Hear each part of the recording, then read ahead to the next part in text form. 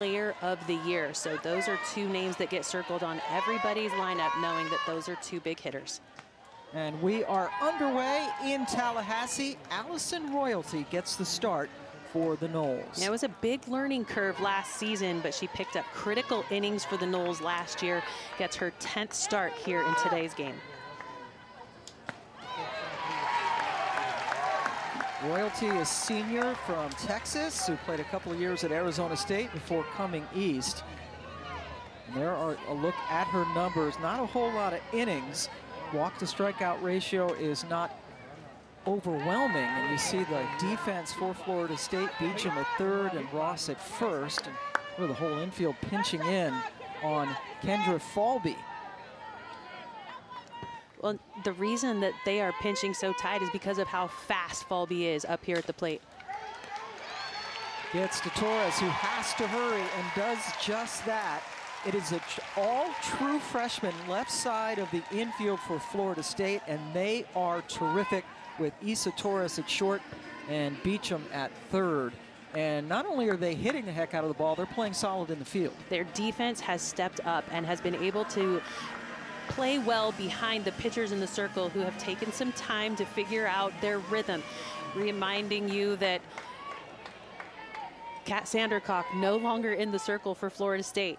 And because of that, it's taken some time for the pitchers in the circle to be able to figure out where they fit, knowing that Kat Sandercock threw almost 50% of the innings last season. A couple of true freshmen have figured prominently as well. And here is Corby Otis, who is leading the entire SEC in batting average. The Louisville transfer has been absolutely terrific. Yeah, she has the 5th most walks in the country as well. So while she is a good hitter, she's very patient and selective on the zone. Otis fouls it back. She is also an incredible student athlete. She wants to be a cardiothoracic surgeon. And Tim Walton has had to move practices, he says, really to accommodate her incredible academic load. Waiting on that one. Taken on the in-between hop nicely by Torres. A very impressive play. Well, and the only way that you make that play cleanly is by being aggressive, moving forward. Shortstops don't always have the luxury in our game to be able to sit back and play a nice, easy hop.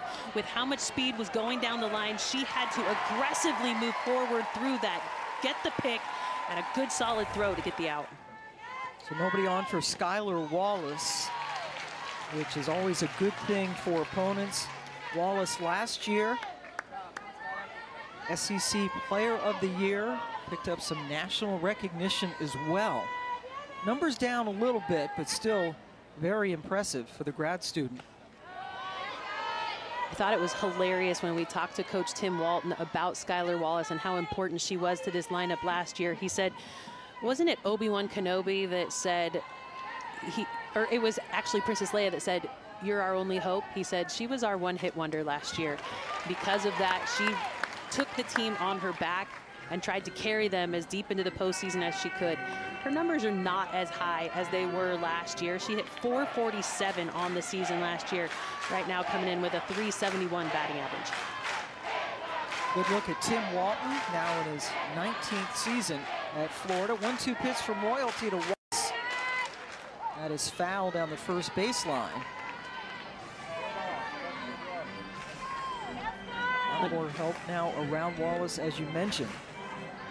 Well, Skylar Wallace is not just important at the plate. She is important defensively. She has the most runs saved by a shortstop in the country. She is important on both sides of the ball as she sits here in the 3rd spot in the lineup. Another 1-2 pitch on the way. Off the plate, Katie Dack back behind the plate doing the catching for Florida State. We talk about speed at the top of the lineup, while Falby and Otis are both very fast. Wallace has the most stolen bases per game in the SEC. That one went inside. You already mentioned it, Pam. The walk numbers by Allison Royalty are a little bit higher than you'd like to see. She's got 34 strikeouts on the year, but that is her 21st free pass given up on the season. 2-out walk to Wallace, and now Jocelyn Erickson leading this team in runs driven in. Played at Oklahoma last year when she was a freshman. Well, and Royalty steps in, thrown in the mid-60s. She's got a rise and a drop. Those are her go-to pitches that create that vertical movement, but also has a trusted changeup she'll throw in any count. 0-1 is upstairs. Jocelyn Erickson mostly played first base for Oklahoma last year. Wanted an opportunity to be a catcher, and she has been a very good one. And the offensive numbers certainly are showing. And when you think about it, Pam, last season, Jocelyn Erickson was at Oklahoma sitting behind Kinsey Hansen. She knew there were not going to be a ton of opportunities for her to catch. She is a fabulous catcher, but when you ask Tim Walton, he says he thinks that she is the best first baseman in the entire country. Playing catcher now. Tapped foul. Yeah, Erickson has been so important for them. She has the most RBI in SEC play, and back behind the dish, we're talking about how important she is back there behind the dish. She's only allowed 7 stolen bases on the entire year. She's thrown out 6. 2-2 with Wallace over at first. I like the way that Royalty is keeping this ball on the corners. She's not leaving it big over the plate. She has had times of those kinds of pitches in her career, but right now just spinning the ball and keeping it in on the hands of Erickson. Sorry, Erickson is coming in red hot. 2-2. Gets past Flaherty, and Wallace, who runs really well, gets to third easily. So after the first 2 were retired on ground balls, a walk, and now a single. And that's what Florida has been so good at, is just capitalizing on opportunities, knowing that there is so much speed at the top of the lineup. Wallace did not even hesitate. As soon as that ball got past second base, she did not trail the ball with her eyes. She knew that it was third and nothing less. She was on her way, and if that ball got bobbled, you know Walton was going to send her home. Now the reigning SEC Player of the Week, Reagan Walsh, the DP. And it was fantastic last week. 4 RBIs, a couple of home runs, 4th different Gator to win Player of the Week this year, which shows you the non-Obi-Wan Kenobi Gators this year. They rely on a lot of different players. Waited on it, chopped it foul past Tim Walton. So is this the Rebel Alliance? Is that what we're going to call this attack this year? It depends on if you're a Gator fan or a good point. fan. Good point. Good point. Yeah, but Reagan Walsh, she's got the 2nd most home runs in the SEC and also the best slugging percentage in the SEC. That slug is sitting at .851. 1-1.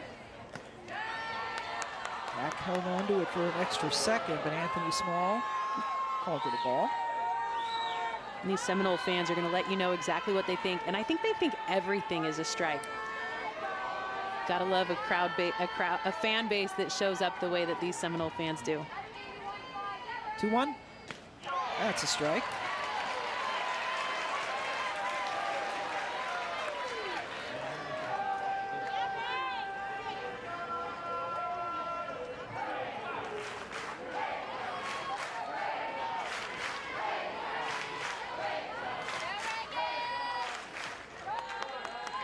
Now a full count with runners on the corners and 2 away. And an advancement on the throw back to the pitcher. Royalty did not even mess with Erickson advancing to second, so now 2 runners in scoring position. Full count, 2 away. And another foul ball. Well, I like that change of speed. That's exactly what you have to do to try to get a hitter that has seen the ball as well as Reagan Walsh out. You have to disrupt your timing, and with that barrel way out ahead, it's just a simple foul ball and keeps the at-bat alive. Already 26 pitches thrown in this inning by Royalty, was rolling along quite nicely with a couple of ground ball outs. The heart of the lineup doing some damage so far, trying to get somebody home, and that'll do it. Walsh Gets into left field, and then the throw gets away in the infield. Florida is able to plate 2. Well, this is a simple punch out to the outfield to the steady Kaylee Mudge out there in left field. This is a base hit which extends Reagan Walsh's on-game base streak to 19 games in a row. It's a simple base hit, and Mudge is trying to prevent an advancement at second base. I don't know if she forgot that there was Jocelyn Erickson at second, but she lets the throw sail so high through the middle infield that Erickson's able to trot it home and give Florida 2 on the board instead of 1. So a very rare error indeed to Mudge. So rare, in fact, that is her first error of the season. Yeah, definitely not the MO for Mudge out there in left. So 2 runs in now for Ava Brown, who does some pitching and also playing first base tonight. That's caught in the sun by Kerr, but the damage has been freshman RBI numbers just this last weekend. Now Mudge steps in against Keegan Rothrock, one of the youngsters on this Florida pitching staff. She's won 20 games. And Rothrock, the ace on the staff, the only pitcher to not throw against Florida State last week. Mudge goes after the first pitch. Kistler fighting the sun, looks up, and it's off her glove. Mudge running hard all the way, gets into third, standing up.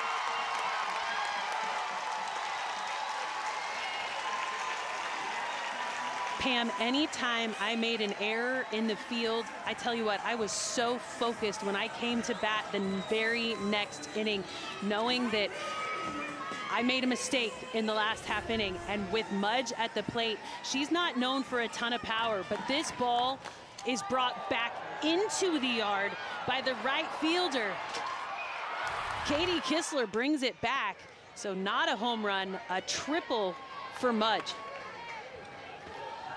4th triple of the year for Mudge. Kistler had a couple of errors last week in Gainesville. That was a great effort to try to keep the ball in the ballpark. But now Beecham is up with a couple of bases empty. Can I just tell you, I would not throw to her. No, Beecham is seeing the ball so well right now. To be able to give Beecham first base and not the opportunity for the long ball, it's an important thing. But Rothrock's not afraid of her. She's going to go right at her.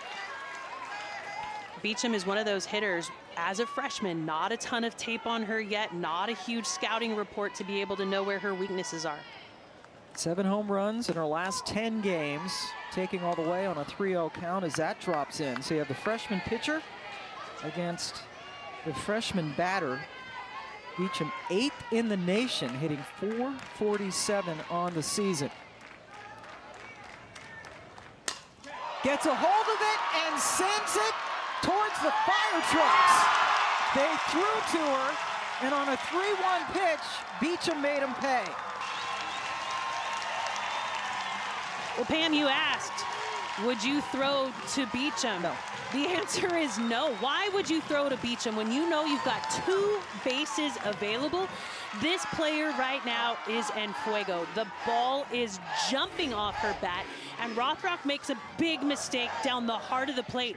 Beecham does not let mistakes go by. That one is absolutely demolished. I wonder if we can see Josie Muffley out there on the fire truck, but that huge home run evens everything up here at Joanne Graff Field. Right, Beecham, what a special player she is. Listed at 5'3", she's now got 15 home runs and 61 runs driven in. And with one swing of the bat, it's all tied up. Still nobody out for Kaylee Harding. They got to a 3-0 count on Beecham. You figure, okay, they're gonna give her a little freebie. And then they threw it to her on 3-1, and it went a long way. And Pam, you usually call that a cookie because that thing was left so big down the heart of the plate. It was an absolute mistake. That is not a pitch that Rothrock typically throws. She's good at finding corners, but that one got left really big and she had to pay.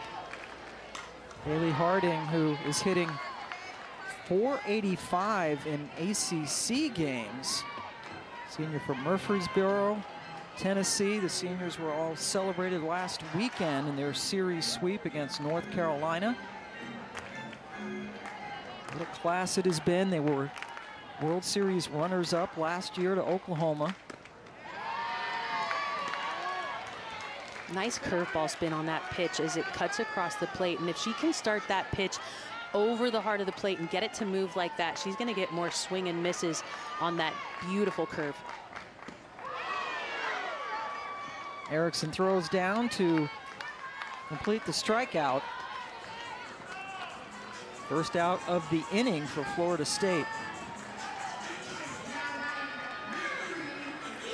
Now Florida State with not one but two terrific freshmen in their starting lineup. Here's the other one, Issa Torres, who in her last 23 games is hitting .418. And who were the two players to hit home runs in the matchup last week against Florida? Oh, that's right, Jason Beecham and Issa Torres. Both of them with 3-run home runs in that 12-run fifth inning.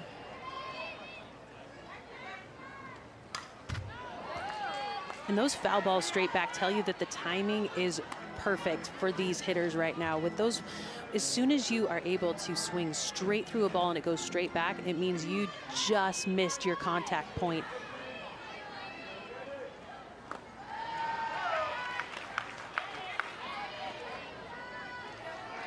So in the circle, Keegan Rothrock, she can throw with a ton of velocity, but she's very good at throwing multiple speeds, change up, off speed, and change her pitches to just take a couple miles an hour off of it. There it is, that ball up in the zone. She's so good at that off speed rise. And as it changes speed, your timing is off as a hitter, and your timing is maybe the most critical piece of your swing. So if you're not able to dig in against velocity, you've got to be ready for anything. 2-2 taken the opposite way. Great hit by Torres, takes the wide turn, but a good throw in by Otis holds her to a one-out single. And that's just a very mature at-bat by Issa Torres. She was swinging pretty big early on in the count, but as she was falling deeper behind with strikes, she shortened up, took that ball on the outside part of the plate and just punched it into the outfield. Did not have a huge follow-through on the end, knowing that she needed to go the other way. Very mature at-bat for the freshman. Sets up Devin Flaherty, veteran second baseman for Florida State. Had been leading off for a lot of her career, but Lonnie Alameda has dropped her down in the lineup this season with Mudge now in the leadoff.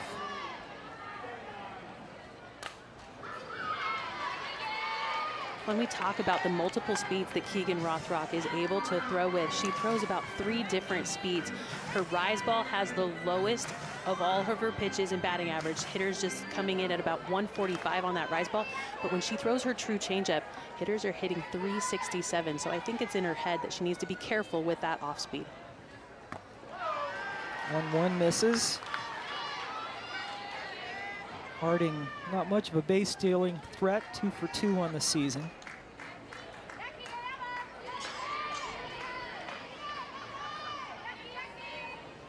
As you mentioned, not a lot of people want to run on Erickson. Sorry, Torres over on first, pardon me, is 2 for 2. And Devin Flaherty got off to a pretty slow start as Jocelyn Erickson goes out to visit the circle and talk to her pitcher, Keegan Rothrock. Devin Flaherty, as she steps into the box, the beginning of the year was pretty slow for her. Her first 27 games, she was hitting just .207. But in the last 23 games of the season, she has hit .469. I mean, this is a hitter who has figured out how to be postseason prominent.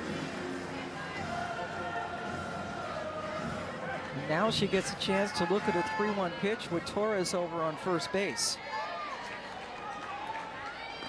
Let it go. 2 on now for Edenfield. Michaela Edenfield, who broke her finger in the Louisville series in a moment of frustration after an at-bat that she was not pleased with. Is not caught. I'm not sure when she will catch, if she will catch, but she's done all right. Yeah, she had surgery right after that incident and has been able to be back in the lineup since the weekend against North Carolina. Got a hit in her very first at bat against Carolina.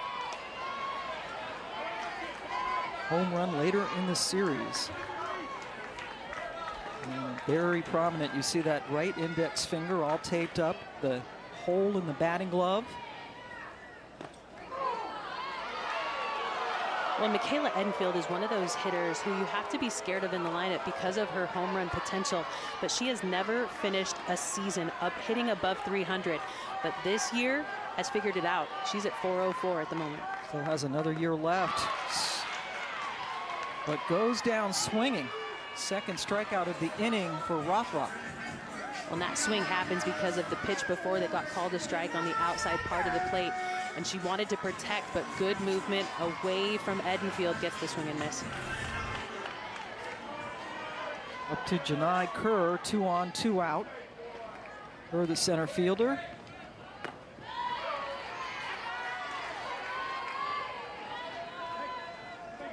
.336 on the season, missed 7 games earlier on with some injuries.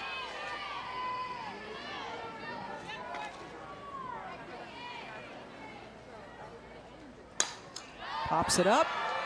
When it comes to these two teams at the plate, they both know how to hit. It's defense and pitching that are sometimes the question marks for these two squads. Katie Kistler leading things off here for Florida. Pam Ward and Jenny Dalton-Hill joining you on a very pleasant Wednesday evening in Tallahassee.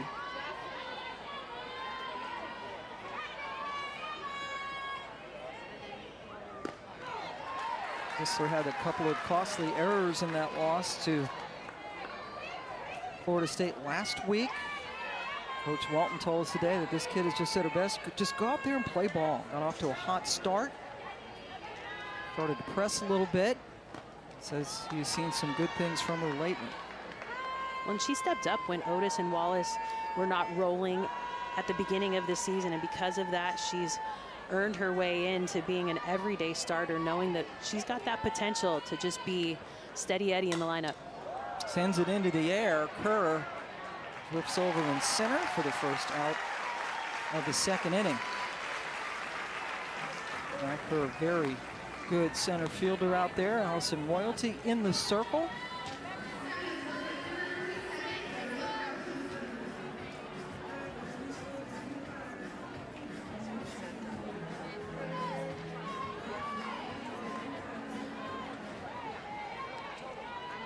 Ariel Kowalewski, who was the freshman third baseman.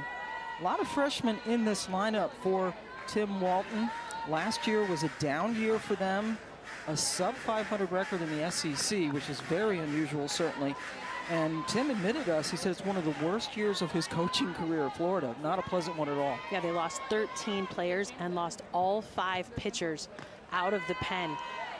11 new faces now on campus for them, 7 of them being freshmen. And those freshmen have come forward, putting up some big numbers, helping out there in the middle, Skylar Wallace, who last year put the team on her back and tried to carry them. He certainly is very pleased with this squad. He should be. They've already won 39 games. Florida State has won 40.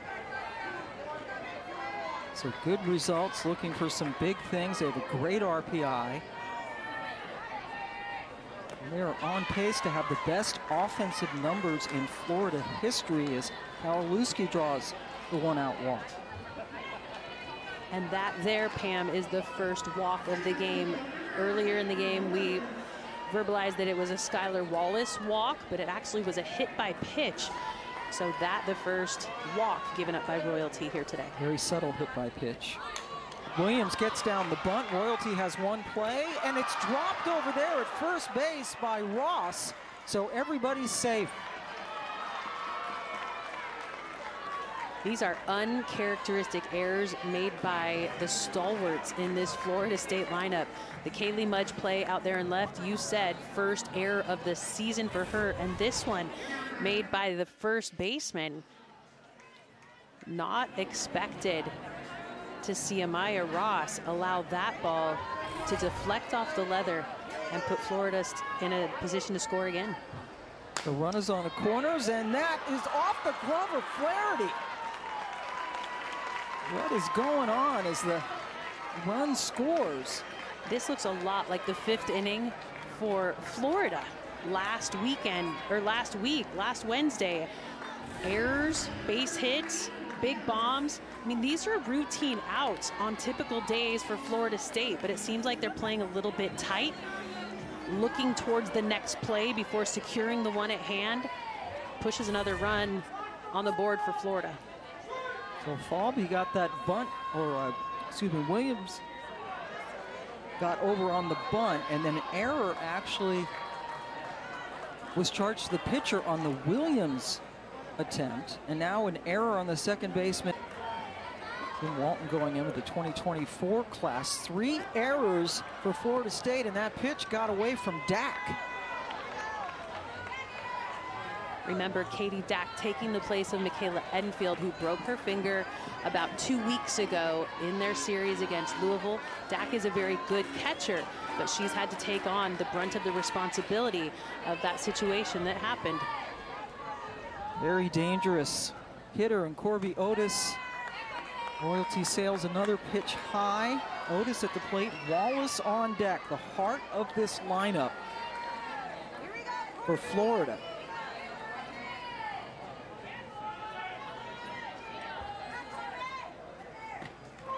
Rio dropped in with Otis taking all the way.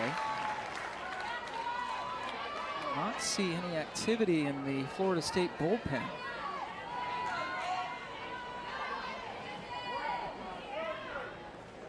(3-1), took a little off of it and walked her.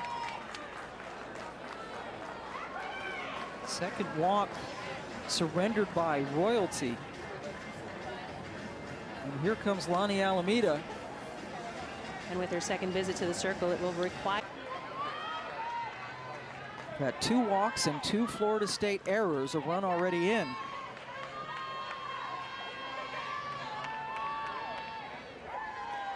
When it comes to Danley, she's got 15 wins on the season, but look at how many appearances she's got. To be able to be trusted like that, she has the most innings on staff. She is the most trusted arm in the circle. But in this situation right here, she's putting herself in a big hole. When you've got a hitter like Skylar Wallace up to the plate, you've got to give competitive pitches. And so far, these 2 that she's thrown to start off are not even tunneling correctly. So it's not even going to get a swing and a miss as they start out of the zone.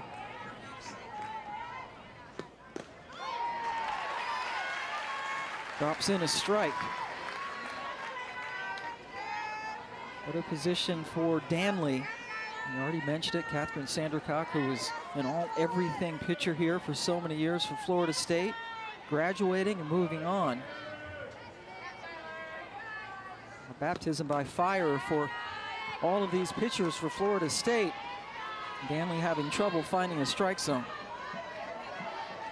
And Danley does have 41 walks on the season, but this is a hitter you have to dance around. You cannot go right at the plate with the hitter like Wallace, knowing that she's got bases juiced.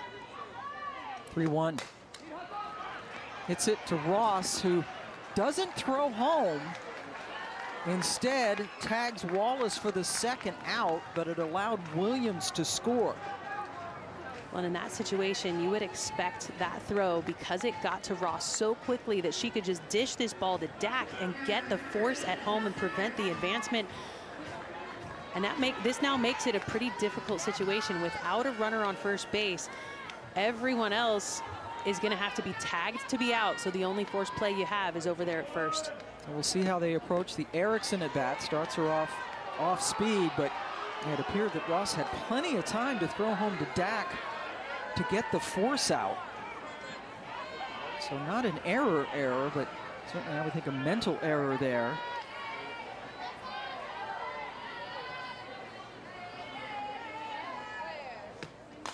Erickson singled and scored her first at bat.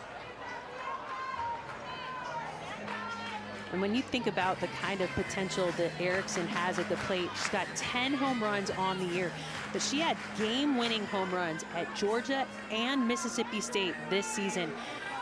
So you have to be so careful around Erickson in the box. Lonnie Alameda coming out to have a talk with in that moment. 1-1 pitch to Erickson. Ollie at third, Otis at second.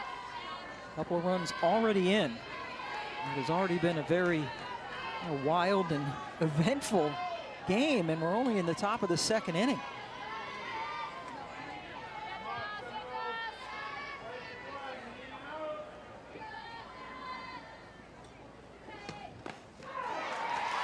Two-two.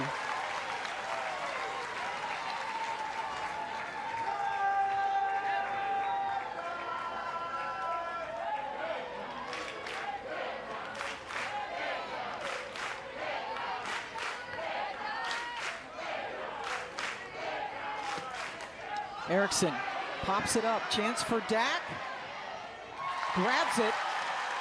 But we've already had a couple of big blasts, some good defensive plays, bringing balls back into the yard. But yeah, those miscues by Florida State, completely unanticipated. Already 3 errors for them. They only scored, or had committed 39 errors, pardon me, all season. And already with 3 in the first couple of innings. Katie Dak leading things off for first time at the plate against freshman Keegan Rothrock. That second year at Florida State, it was at Texas A&M, where she was second team all SEC a couple of years ago.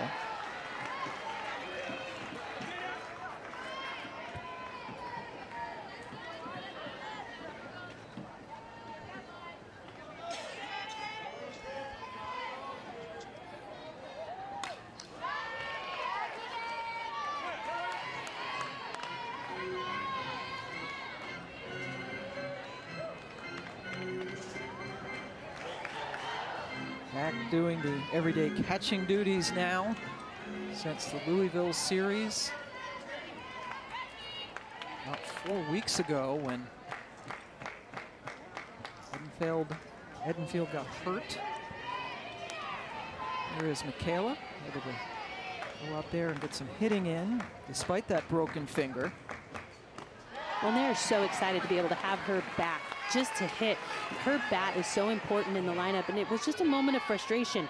She slammed her helmet down, got her finger stuck, and it actually broke. Had to have surgery to be able to repair the break. Once those stitches were healed up, they were able to tape it up and give her a couple of days of practice to swing. Coach Alameda said, oh, big strikeout to Dak. I thought she took the walk, but it was a late call to get the strikeout. Huge pitch right there to start off the inning. This ball at the bottom of the zone nips the knee. Beautiful pitch by Rothrock, and that's the kind of response you need out of your pitcher in the circle after a big inning like they just had. Well, you're right, that was a perfect pitch by the freshman to get Dak.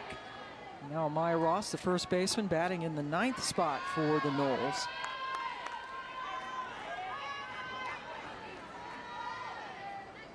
We're out of Jacksonville.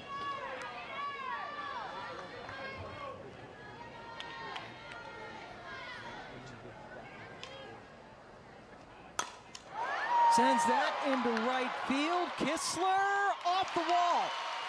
And Ross, who runs like the wind, is going home. Should have stopped at third, but she's still able to slide in. Triple, and then scored on Beecham's 2-run home run. Beecham is on deck.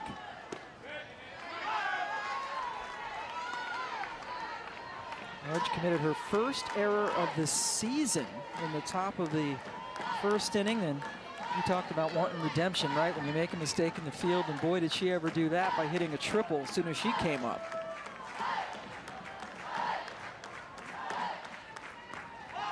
Erickson, terrific stop. She is so athletic behind the dish. We've seen her save balls out of the sky when the rise balls have gotten away from the pitchers, and they're able to move so well laterally to keep this ball from getting back behind her and prevents the run. Because, you know, Ross chomping at the bit to try to get home. 2-0. Mudge sends it into center. This should be, or left center, should be deep enough for Ross to score. Close play after the good throw by Otis, but Ross comes in on the RBI sac fly for Mudge. And it is so important to play this game with your eyes up. Sometimes as a hitter, you can get locked into just trying to be the hero and hit the home run. But in that situation, Florida State needed the run, and a deep fly ball got it done in that situation. Mudge, a very heads-up batter, able to push another run across. Now the always dangerous Jason Beecham, who hit a 2-run home run after Mudge tripled in the first when Florida elected to pitch to her. And she hit her 15th home run. So, Pam, the question is, with all 3 bases open, do you pitch to Jason Beecham? Harding on deck. I would not. Well, and it doesn't look like Rothrock wants to either, knowing that if she does not keep the ball in the river on the outside or deep on the hands of Beecham, she's going to pay.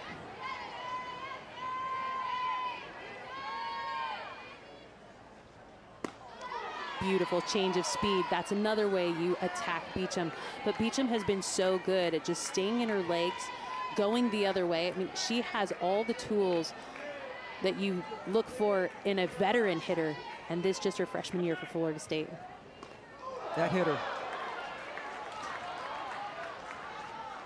Actually, it hit the knob of the bat, so it's a foul ball, Pam, and she'll have to come back into the box. So as the ball comes in, it does not wear, she does not wear it. It hits that knob right underneath her hands. And an honest player stays in the box knowing that she didn't wear it.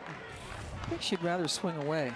Oh, definitely. Get the first that way, but that one's way upstairs, a full count. When I played, I would get out of every ball that was about to hit me because I knew I was way more dangerous in the box than I was standing on the bases by myself.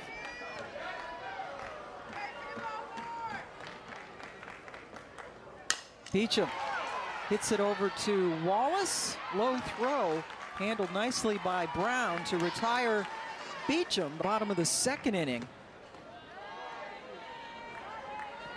Second matchup between these two rivals. Tim Walton says that they are scheduled to only play each other once next year when we have the huge conference expansions and realignments all across the country. Reagan Walsh had an RBI single her first time up off Allison Royalty, who was lifted in the 2nd inning for Danley. And Danley gives a much different look. I like the way that they've gone to her. Allison Royalty throwing from the right side in the low 60s. Danley coming in same velocity, but other side with curve and drop.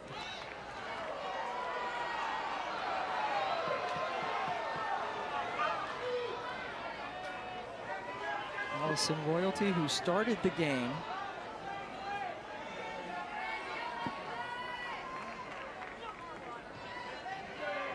Megan Walsh, with that RBI single last time up, has now extended her on-base streak to 19 straight games and has a 9-game hitting streak.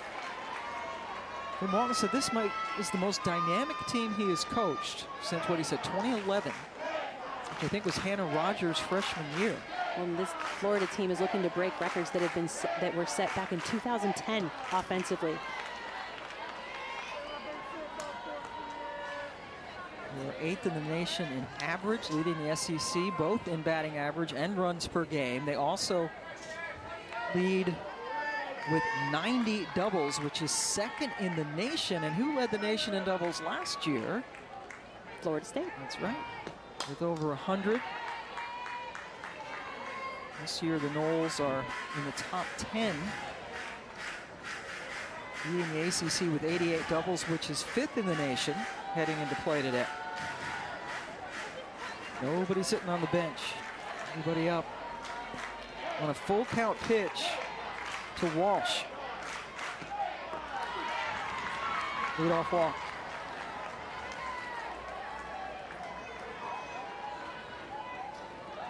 And walks is something that both of these teams and both of these pitching staffs have actually had a more difficult time with this year. The free passes have opened up opportunities for other teams to be able to put more runs on the board because of the runners that they've been allowing to get on with that lack of discipline in competitive pitches at the plate. Ava Brown jumps on the first pitch she sees and sends a solid single in the left. When we talked to Tim Walton about the pitchers and free passes, his philosophy was, I don't care about free passes. I care about what happens after you give up the walk or the hit by pitch. If you give up a home run, that's a problem. But if you roll me a double play, I give you a high five. So it's all about how you respond after the free pass. Hissler tries to get a bunt down. Coach saying he doesn't want to put too much of an emphasis on that, particularly with such a young and inexperienced pitching staff. Well, and the same holds true for Florida State. About 43% of their innings have been thrown by freshmen this season. 73% by sophomores and below. So you're looking at two teams with a ton of young talent in the circle that maybe isn't as seasoned as it needs to be under these pressure-filled situations.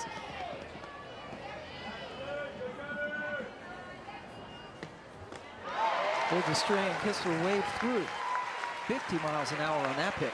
It's just nasty, Pam, to be able to step in there and throw just something so filthy like that. And I see it through a hitter's eyes. I used to feel like, I think I might need to go to the chiropractor with how hard I just swung and missed at that pitch. Hissler behind 1-2 with 2 on and nobody out. Got her again. That's just dirty.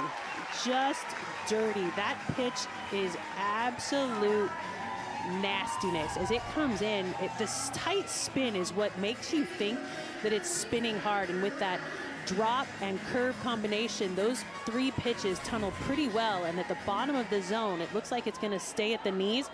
And then the bottom just falls out. First strikeout for Danley, who gets Kawaluski to swing and miss. Well, if Danley's going to be able to throw that pitch with that kind of accuracy and precision across the plate, as a hitter, you have to decide, do I want to hit velocity or do I want to hit the off speed and come to the plate with a plan?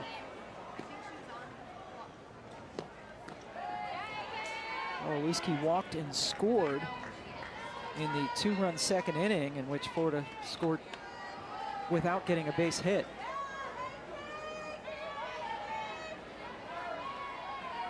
Another true freshman in this lineup.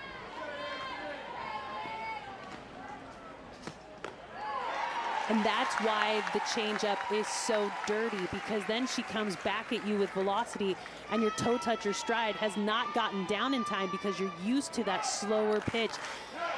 When you face a pitcher like Danley, you've got to stride like it's a fastball every single time and adjust in your legs to be able to hit the slower velocity.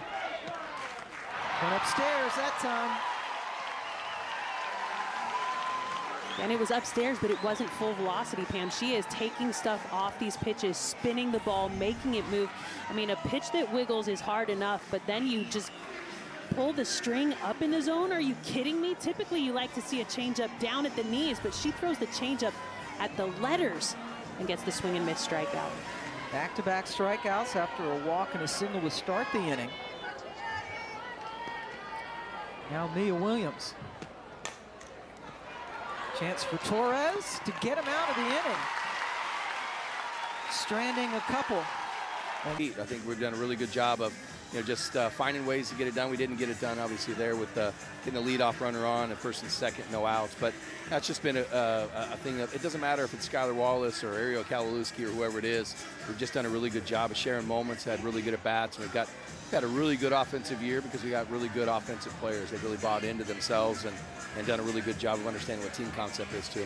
Well, and this is a really tough matchup at the end of the season with postseason implications. What is it that this team needs to do to be able to push for a deep postseason? Yeah, we're going to make a good run. I think we've been tested. I think the schedule was set up really well in regards to how we went about our way with our younger players and how we brought around our older players leadership-wise. And so I just think we're gonna finish strong. I'm really happy with where we're at. I'm really happy with the way we've been competing. We got to pitch a little bit better, play better defense at times, and the situation a little bit better. But that's the name of the game postseason-wise. Who can get more hits with 2 outs and 2 strikes? All right, Tim, thank you so much for your time. Thank you. Go Gators. Yeah, Tim Walton, had a really nice conversation with him earlier today, and he really said that about his team with so many new players. players, so many freshmen. He says he really believes the best is yet to come for this squad. Yeah, he says this team has not been able to play clicking on all cylinders, and because of that, they've just had moments where they've left things on the table. And what he just said right there was being able, you have to be able to produce hits with 2 strikes and 2 outs and base runners on to be able to, or to expect to make deep postseason runs. You have to hit with runners in scoring position. You have to pass the bat. Yes, they're young, but this is a young team that is so talented. The #1 recruiting class in the country on the field at the moment. Kaylee Harding takes a charge into that one and just clears the fence. Harding with the line drive, home run, ties it up.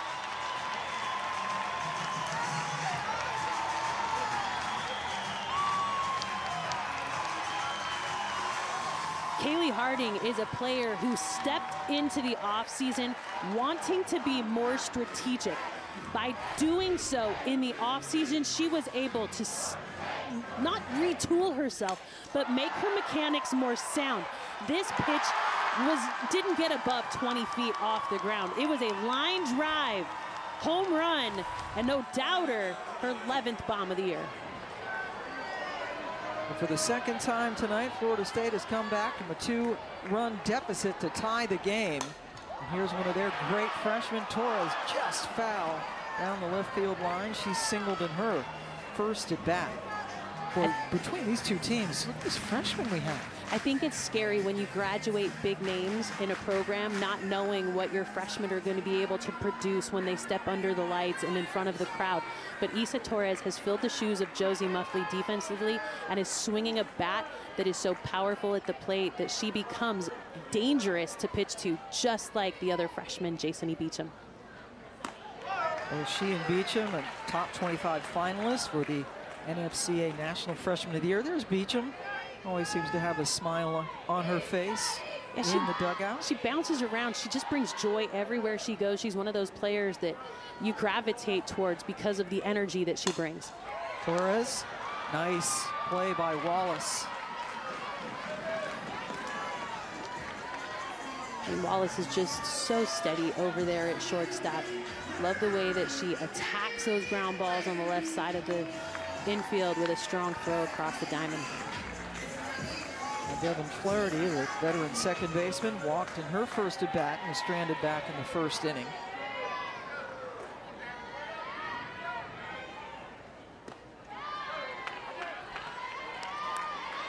And Flaherty's one of those players that has always had a good eye at the plate. Walked in her last at bat and only has 4 strikeouts on the year. Ground ball this time to Williams. Good response by the freshman Rothrock in the circle after giving up the leadoff home run to Harding.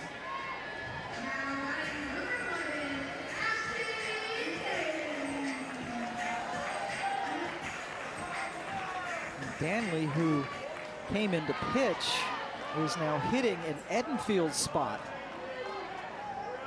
Edenfield struck out in her only at bat in this game.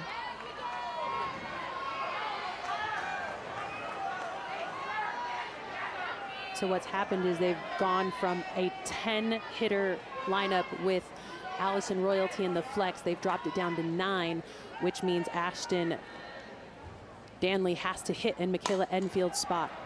3 ground balls after giving up the home run.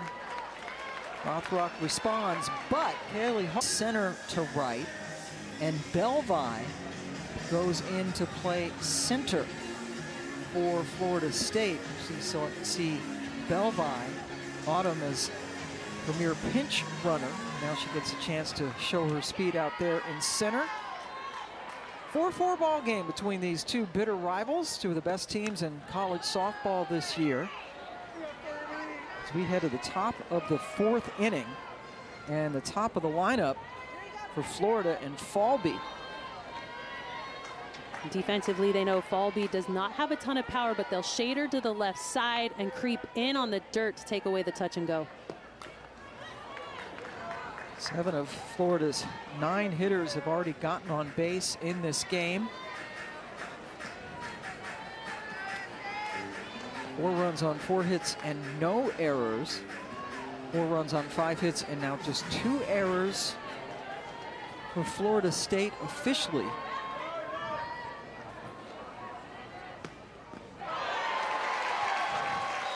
I don't think there's enough words to talk about how gross that pitch is. I mean, and granted, as a pitcher, you think it's beautiful and it's marvelous. As a hitter, you're like, ugh, don't throw that again. It's so frustrating.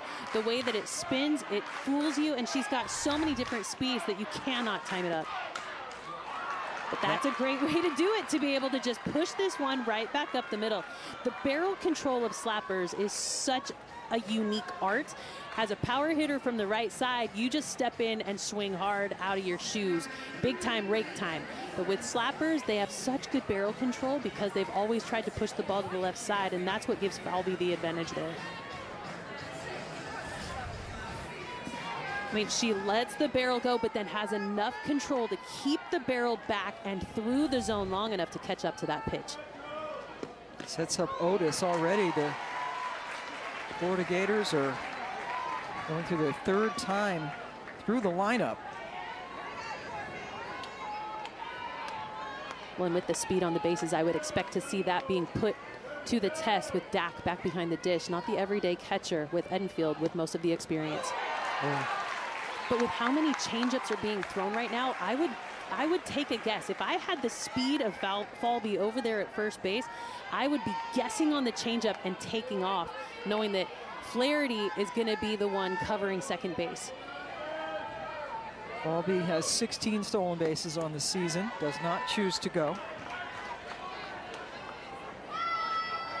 When your job as a base runner with wheels is to be able to take those calculated risks. If you're a green light runner, you've got to be able to guess when that changeup's coming, take advantage, swipe second base, and put yourself in scoring position.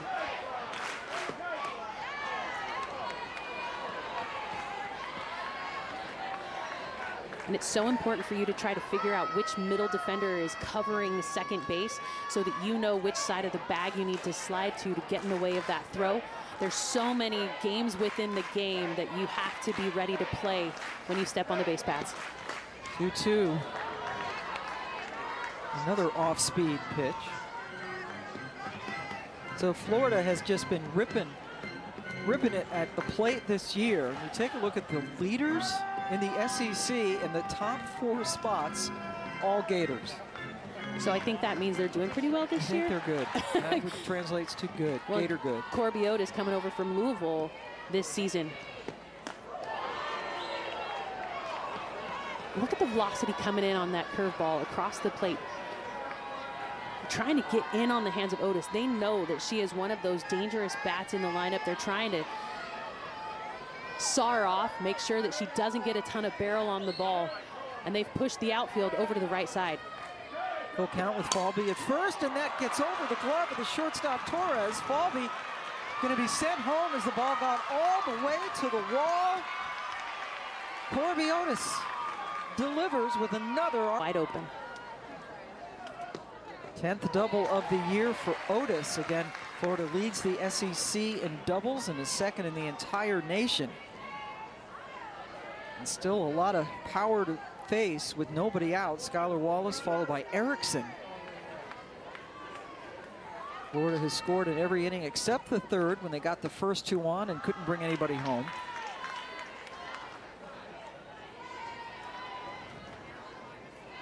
This part of the lineup for Florida just so good. You've got speed, you've got power, you have veterans in the box who are patient yet aggressive on mistakes. This is a difficult part of the lineup for Florida. Hit to the right side of the infield to advance the runner. Flaherty had to get it out of her glove quickly for the first out, but Otis now is down at 3rd. That's one of those plays as a second baseman that you just have to sit and wait for the ball to get to you. There's no way to hustle it up to get there. With that quick throw over to first, you've got to be very quick with your release, but have a little touch on that throw so you don't blow up your first baseman. Jocelyn Erickson has a single in this game. That one is going to go for a whole lot more. Erickson clears the fence with the first pitch she saw in that at bat.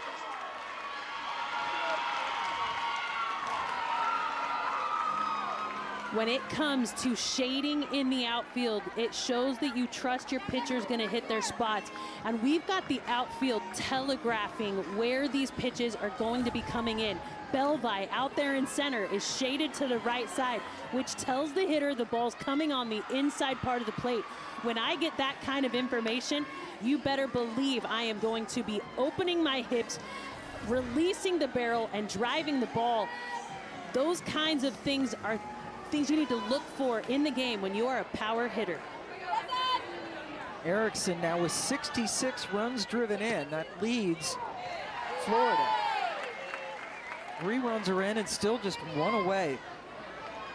When you look at the kind of power that Oklahoma sits on the bench every week, Jocelyn Erickson transferring over to Florida this year has become just one of those exclamation points into why the portal is such a good thing.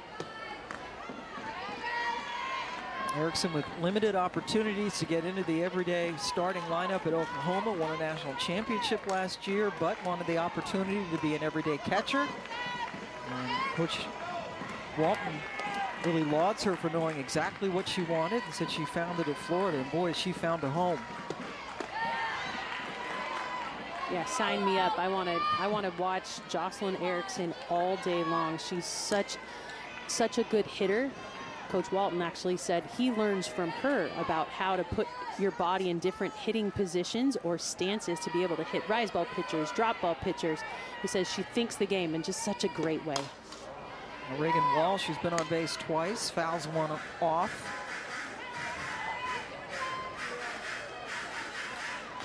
You go from Otis to Wallace to Erickson and now Reagan Walsh. This is just a part of the lineup that these are professional hitters back to back to back.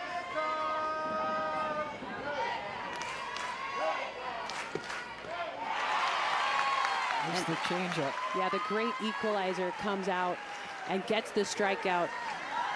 That one's just nasty, and you saw what happens when you throw taking the circle here tonight.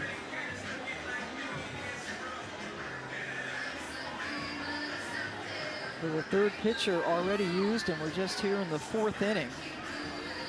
We've seen Mimi Gooden also. She is now sat down in the bullpen after warming up. Ava Brown, the first Gator that Wilson faces. Florida with 7 runs on 7 hits. Just the 3rd time that Florida has scored 7 or more runs in a game against Florida State in the last decade. They were run ruled last week in Gainesville by the Noles. That skied a mile high by Brown. Mudge camps under it to retire the side, but the damage is done. You used a lot of pitchers already in this game. Florida swinging it pretty well. What are you seeing and hoping now for the rest of your pitching staff tonight? I mean, score runs, get outs, like back and forth. Basic stuff. You're using pitchers because the game is good, hitters are good. You got to keep mixing it up. Yeah. Well, and you're a team that is always chasing the process. You start the year one way, but then you continue to evolve through the season. So what is it that this team is still needing to do to really reach their potential? I mean, I think we've been playing well, so it's not so much what you need to do. It's just a matter of trusting what's been doing. You know, your book of work is already there. So you're going to have games like this, and, you know, you got to get battling. We've got a lot of outs left, so we can get after it. So it's pitch by pitch and to your left and right. All right, Coach, thank you so much for the time. Thank you. Ronnie Alameda. And this is a team that went through, let's talk about rough patches. How about the beginning of the year when Florida State was not looking so well, especially giving up runs early in the year? Yeah, they had early losses to UCLA, Alabama, Texas, Duke.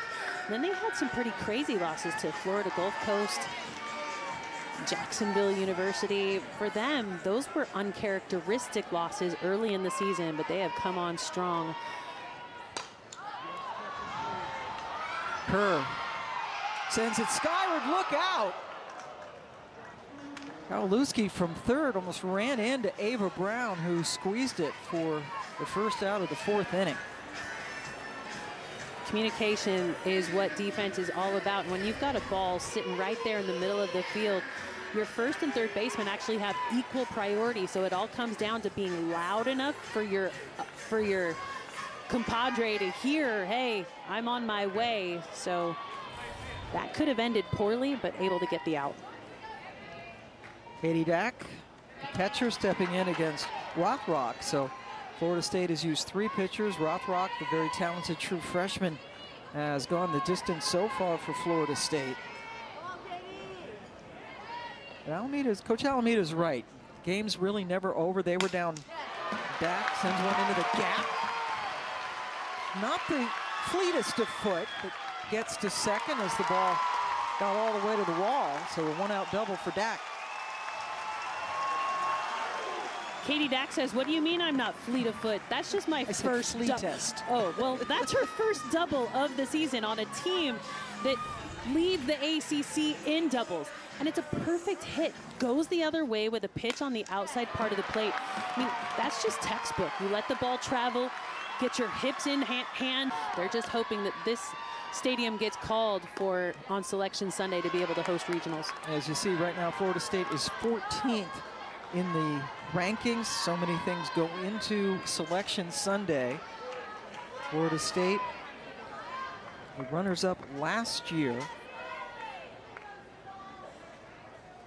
in the Women's College World Series, come into this winners of 14 straight games, 22 of 23. 14 straight wins, by the way, the longest current winning streak in the Power 5. And while you see that 14 next to Florida State on your score, it's not the rankings that go into where teams travel and go for the postseason. It's your RPI. And right now, Florida State's RPI is 16, which puts them at the bottom of the list for hosting. They're right there at the cusp, the top 16 host the regionals, where 4 teams go. And then 2 teams in the best 2 out of 3 super regionals, leading to the 8-team Women's College World Series. Another nice play behind the dish by Erickson to keep the ball in front of her. It's so important to have a wall back there behind the plate, but defensively, the left side of the infield is pulled in while the outfield is playing this pretty straight. So on the left side, you've left a big gap up the middle, and because they're pulled in on the left side, your lateral movement is decreased as well. 3-1 to Ross, swinging and missing. Top of the order, due up, Mudge on deck, followed by Beecham.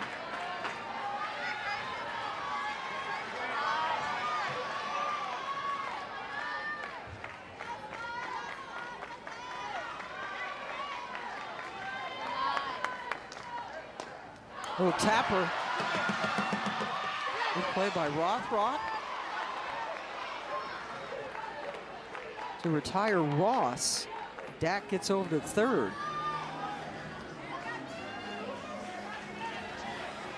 Well, and that was just one of those excuse me swings. She allowed the barrel to get over the plate far enough, and Rothrock was trying to jam her up, and so because she jammed her up, it's an easy out. Florida 1 out away from getting out of this one unscathed. And they would love to end it right here and not see Beecham come to the plate with runners on.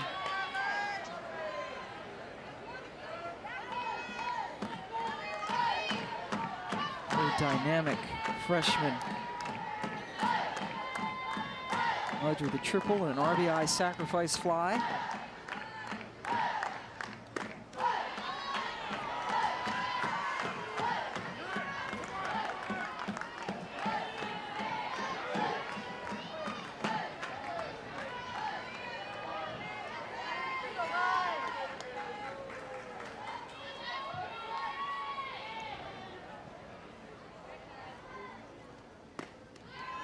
Good frame by Erickson, but they don't get the call.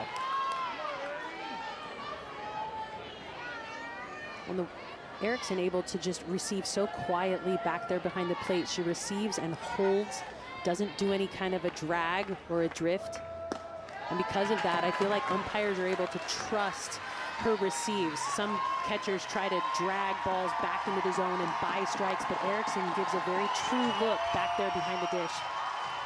3-1 pitch.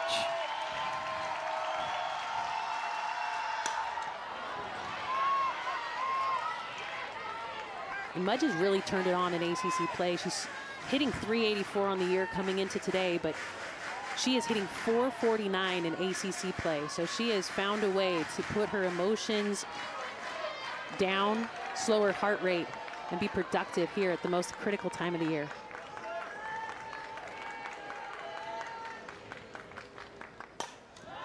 Fudge also coming off surgery on her ankle in the off-season, in and out of the lineup early on.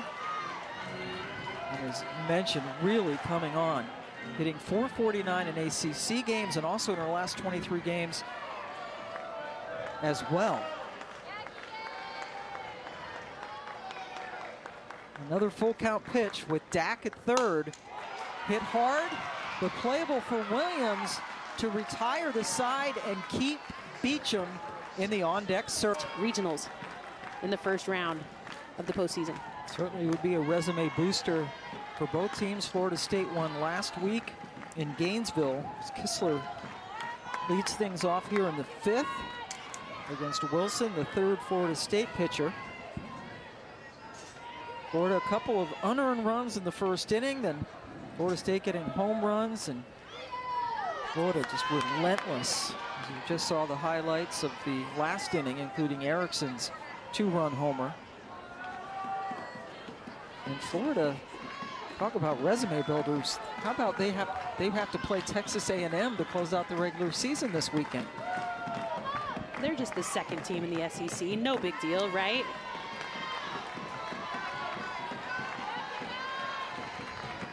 Florida State will host Syracuse starting on Friday.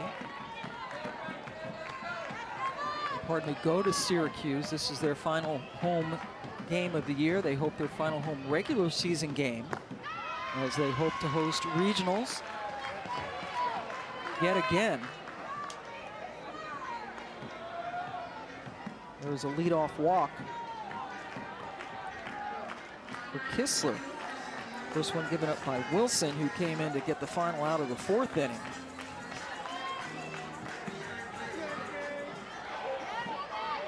Bottom of the lineup, Howalewski has walked and scored in this game. Florida State might have been sad to see the calendar turn over last night. They were 16-1 in April. Out if they win 2 out of 3, because Duke is done. They do not play an ACC series this weekend.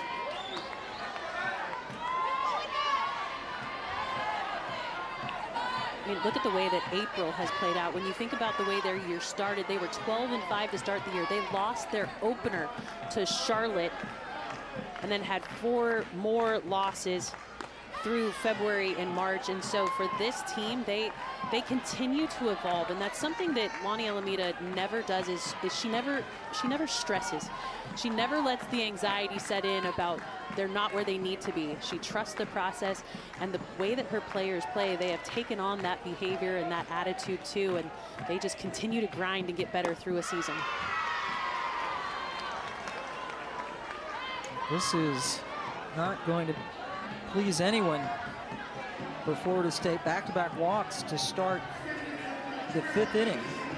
Well, Wilson is one of those pitchers that does give up a ton of walks. She has 18 strikeouts on the year, and with those 2 back-to-back walks now has 17 free passes, so 18 to 17 in her line.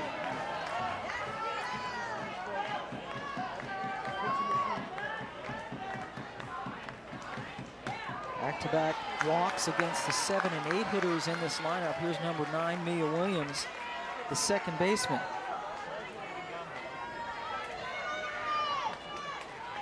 When you talk to Coach Walton about the power of Mia Williams, she only has 3 home runs on the year, but she's been putting so much pressure on herself in this, her freshman season.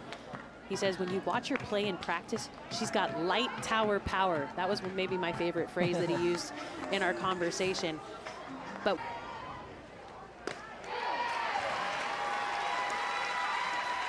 Williams takes the strike.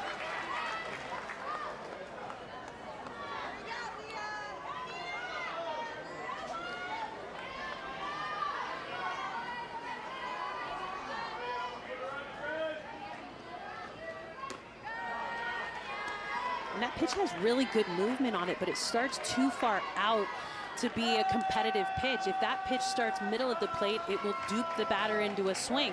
But when it starts that far out and then continues to trail out, it's not going to get a swing. It is an unhittable pitch out of the hand.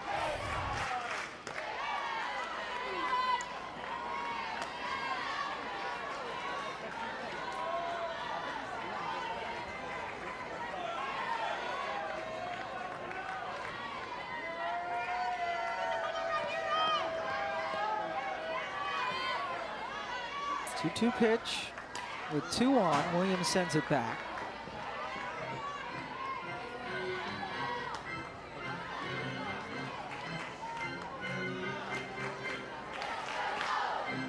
Florida last year was sent out to the Palo Alto Regional, where they were runners-up to Stanford, who then went out to Duke and swept Duke in the Durham Super Regional to get to the World Series.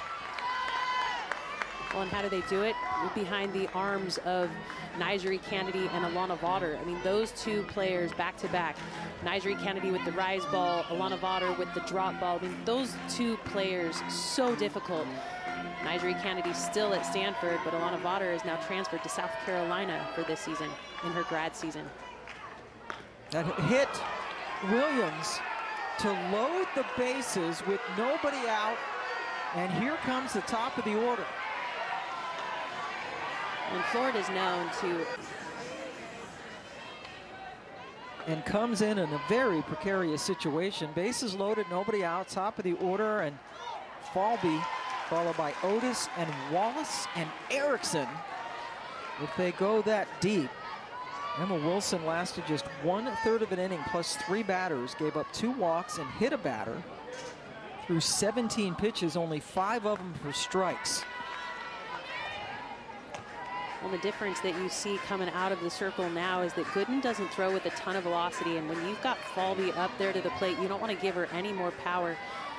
Gooden likes to throw the changeup, but also throws that drop pretty consistently at the knees. Gooden, a true freshman, started against Florida last week, went 3 innings, gave up a run. A crazy game. Florida led that one 2-0 before Florida State exploded for 12 runs in the 5th inning. 8 of those runs unearned. Flaherty can't get to it. 2 more runs cross the plate. Hissler comes in, Kowalewski comes in. And you know you have to play in with bases loaded and one of those hitters that loves to keep the ball on the ground. But what you do as a defender by being so close to the plate is you take away your ability to move laterally with any kind of distance. So everybody becomes like a corner. All you've got is a step and a dive. And because of that sharp hit ball, it gets to the grass, plates another couple runs, makes it difficult for the defense to do much with it when you take away the ability to move from side to side. Falby now with 3 runs driven in, and here comes the really dangerous part of the Florida lineup.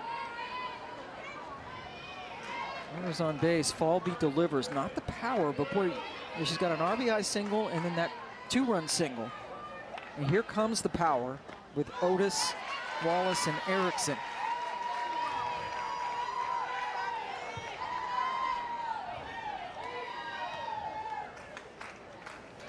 Otis had an RBI double her last time up. This is already her 4th at bat of the game. 4th plate appearance. Throw down, not in time. Both runners move up. And Pam, that's my favorite play as a hitter. I did that fake drag steal every single time I feel like I was up to bat. That's why I have the career RBI lead in the country, is because I would always move my runners to 2nd and 3rd before I'd go ahead and hit it as hard as I could. That is such an important play because now you've got 2 runners in scoring position and your defense has to pull in. Otis down 1-2. Takes it into left field. It's tracked nicely by Mudge, but the tag from Williams comes in to score. Falby goes over to 3rd. I mean, without that fake drag steal, you don't score a run in that situation. It would just be a fly ball to Mudge, and everybody would stay at 1st and 2nd. By moving your runners to 2nd and 3rd, not only do you score a run, but now you put another runner within 60 feet of scoring. 1 away with a runner on 3rd for Skylar Wallace, who's looking for her 1st hit tonight. 10 runs on 8 hits for Florida. Florida State pitchers, 7 free passes, 5 walks, 2 hit batters. Not helping their cause, and you compound that with 2 errors in the field. And I'm going to say it was 3. I think that Devin Flaherty ball up the middle, while it was, she did have to move to go get it, I think they're going to go back and revisit that one, because that is a play that Devin Flaherty makes in her sleep. That's a reference as it gets away from Dak momentarily. Falby with a grounder to Flaherty in the second inning that originally was an E4 was changed to an RBI single.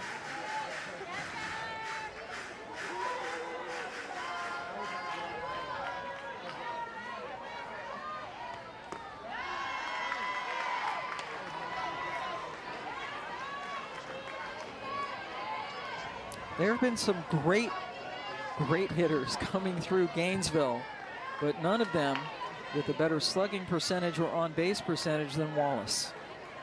And a chance to add to that. Sends another one foul. I mean, Skylar Wallace has the most runs scored per game in the SEC, actually first in the country in that category. Defensively, she has the most runs saved by any shortstop in the country. Yes, she was the 2023 SEC Player of the Year. This is just one of those players you don't like to see up to bat. Got a hold of that one to stay alive on a full count with Jocelyn Erickson looming. Yeah, it doesn't get any easier if you once you get past Wallace. You've still got Power now sitting in the on-deck circle, who hit a home run in her last at bat.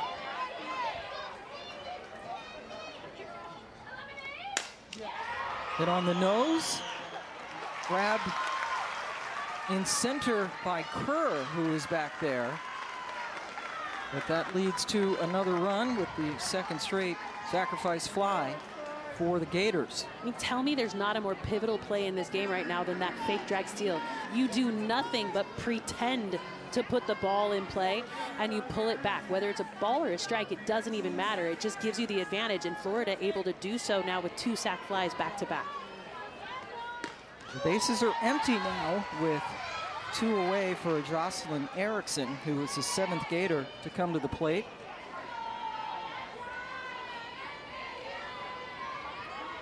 Here in the 5th inning.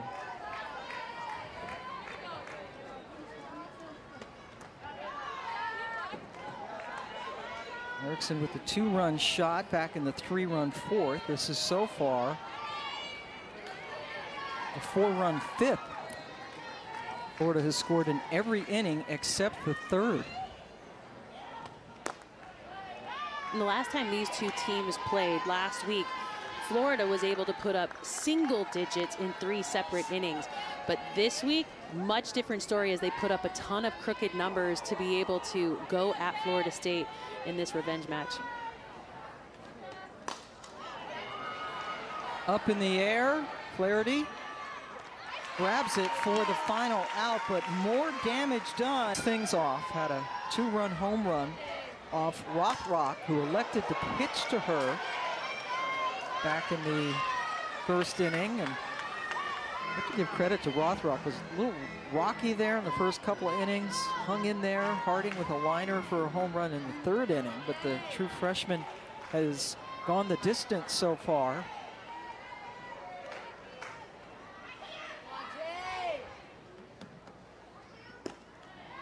Beecham, part of a very heralded freshman class. You talked about Florida getting the #1 class. Florida State not far behind, with Beecham and Torres as the headliners in the field.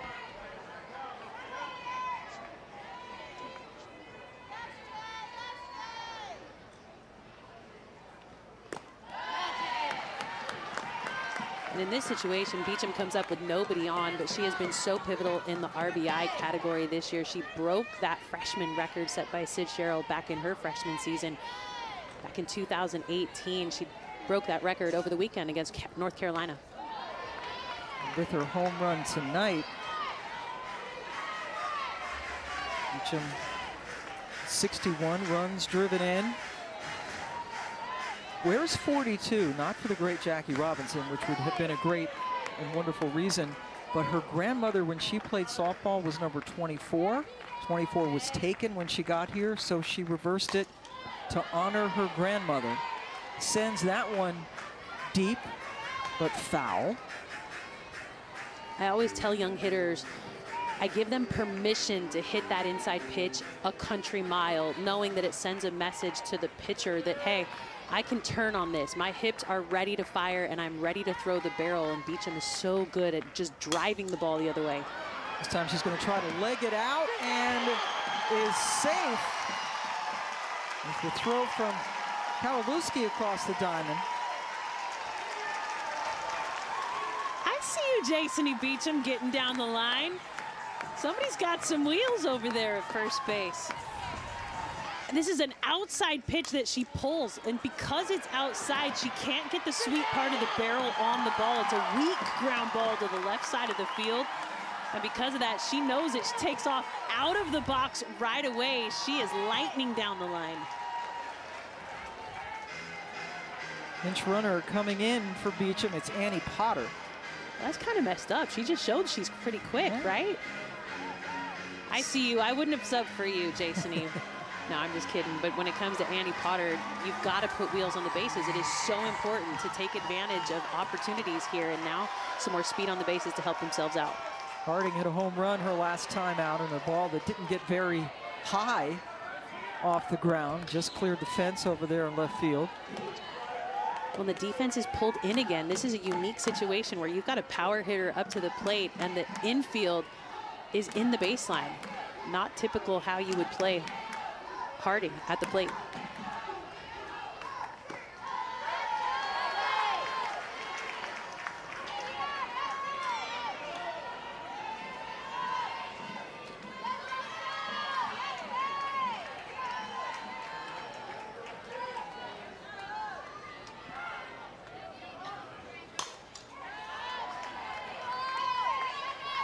Potter over there at first base has 9 stolen bases on the year. She's 9 for 11.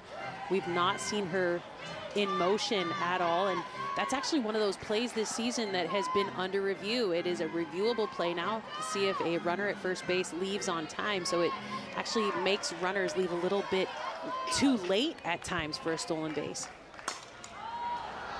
Harding in the short right field. Williams drifted back and caught it just in front of Kistler for the first out. Rothrock taking a deep breath on that one. I thought that might have a chance to fall, knowing that the right fielder, Kistler and Williams at second, both trying to figure it out. In that situation, an outfielder does have priority, and an infielder just goes back until they listen and hear an outfielder call him off. It didn't look as though there was a ton of communication by the outfield, so it is up to a second baseman to go rein that one in. Bossy second baseman, right? No, we're not bossy. We take commands well. You just got to give them early enough. There's Isa Torres, who has a single tonight. Big throw down by Erickson. But defensively, I'm not understanding why the defense is pulled in so shallow. I would expect that this defense would give themselves room up the middle to move, but they are playing right in the face of Torres and challenging her to get it through them.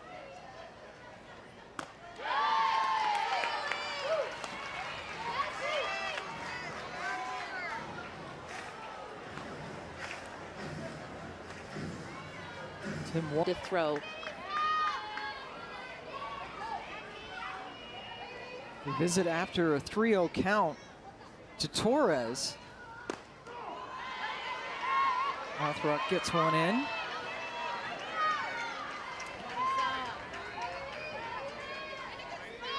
Evan Flaherty is on deck for the Noles.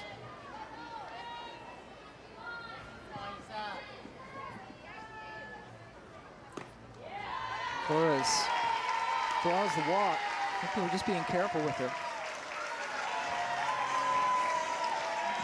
It is smart to be careful with Torres, because now you head into the part of the lineup that doesn't have as much power in it, knowing that Torres was the one that packed the bigger punch. Torres hit the 3-run home run last week against the Gators. One of 2 3-run homers in the big 5th inning. Beecham had the other. Flaherty has walked and grounded out.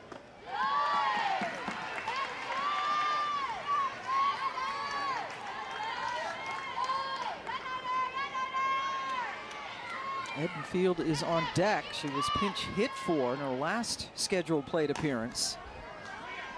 It was actually Ashton Danley who was pitching and then had to be inserted into that DP role. So they went from 10 down to 9 in their lineup. The pitcher, Ashton Danley, had to hit for herself, but by inserting a new pitcher back out there into the circle with Mimi Gooden now pitching for the Noles, it gives Edenfield the opportunity to come back into the lineup, and she's next up. Right up the middle.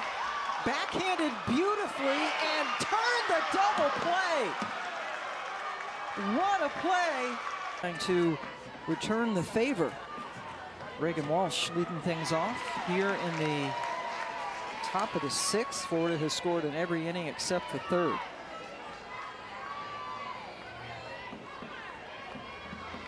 Mimi Gooden, the 4th Seminole pitcher we have seen tonight. And the hard part is, how do you manage these pitching staffs when you've got big series at the end of the weekend? I mean, both of these teams have big series to finish out. Beecham skied it a little bit, but Ross was able to step on the bag to retire. Mark Neely coming in for the day side. We'll be there for the night side and to take you all the way through the championship game. Championship will be a week from Saturday, and everybody will be watching the selection show on Sunday. Here's Ava Brown.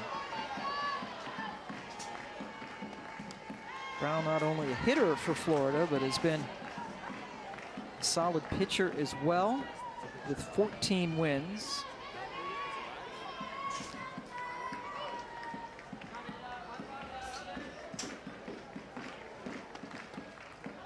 And Ava Brown has 12 home runs on this season, but 11 of her 12 home runs have been on the road. And so she's found a way to score more times with the long ball when she's not sitting in front of her home crowd.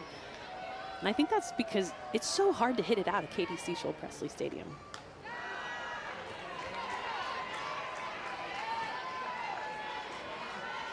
Brown's numbers higher in SEC games. Coach Walton saying how she comes up big. The bigger the opponent, the bigger her output has been. Gets a 1-out single here in the 6th. Her 2nd hit of the night.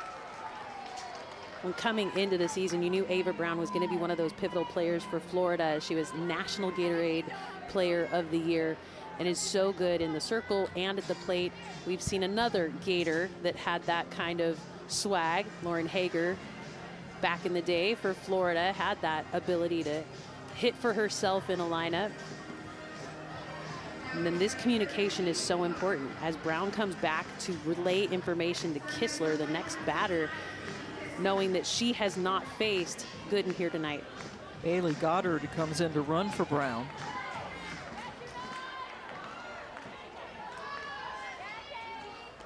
Eddie Kistler walked and scored her last time up in the 5th inning. Florida scored 4 runs on just 1 hit. 2 walks, hit batter, a couple of RBI sac flies.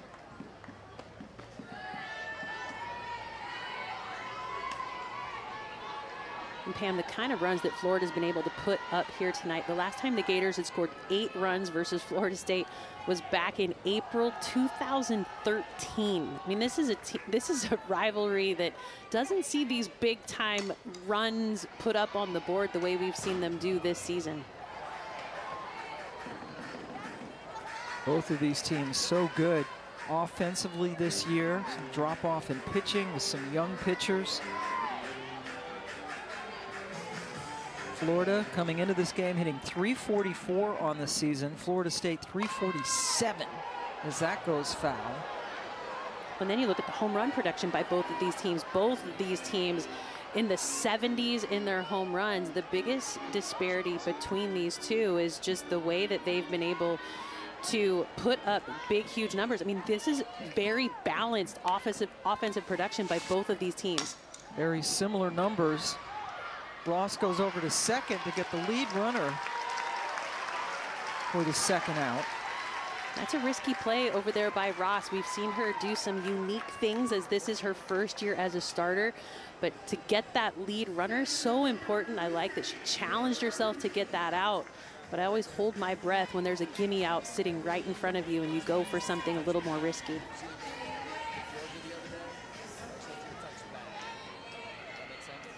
Now Kowalewski, who's been walked twice and struck out against the variety of Florida State pitchers.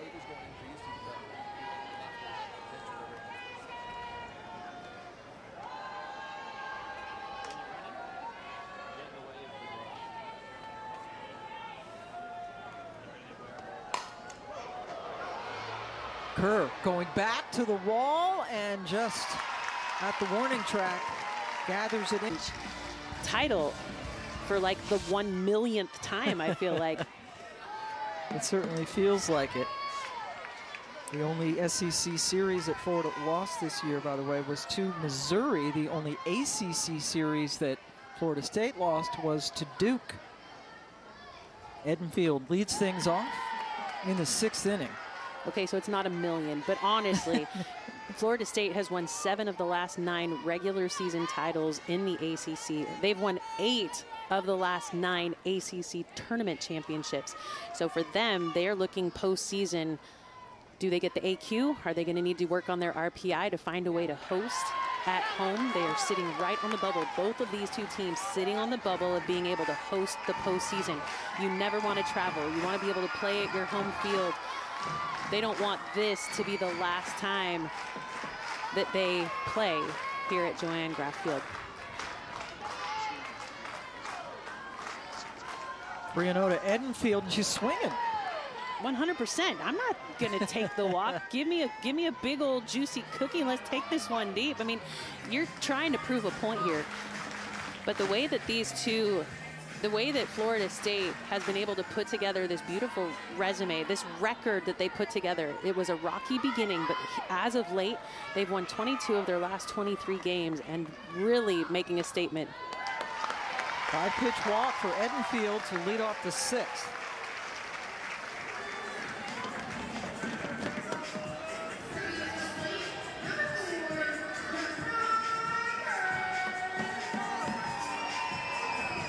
Third walk given up by Rothrock.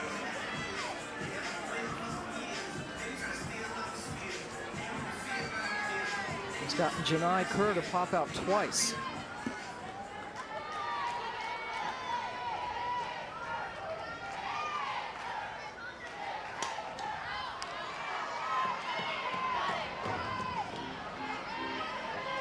Well, Edenfield over there on first base does have a stolen base on the season. You wonder, well, why don't you put in a pinch runner here? Well, they've already taken her out of the game once, so relieving her of her duties here would take her out of the game indefinitely.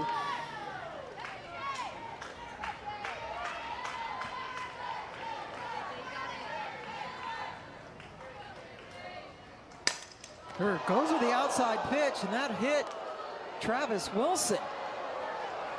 I mean, you look at Travis Wilson, and he actually is going to graduate this weekend.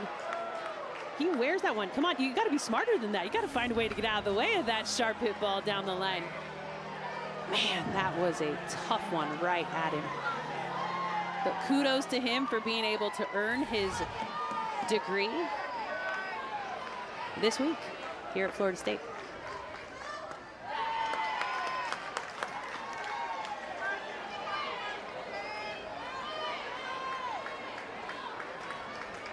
Kerr facing a 1-2 pitch.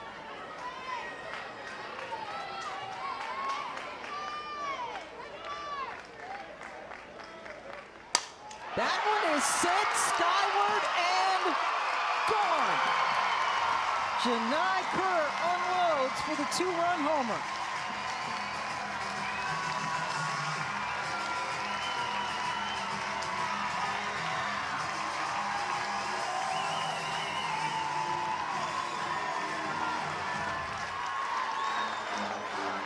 Janai Kerr had a breakout 2023, and this season has absolutely crushed the ball. She's now hit more home runs than she did last year. That's blast number 9.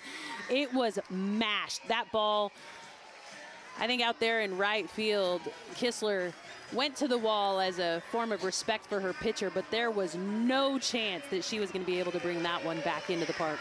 That is the 3rd home run hit by Florida State in this game, piling up extra base hits.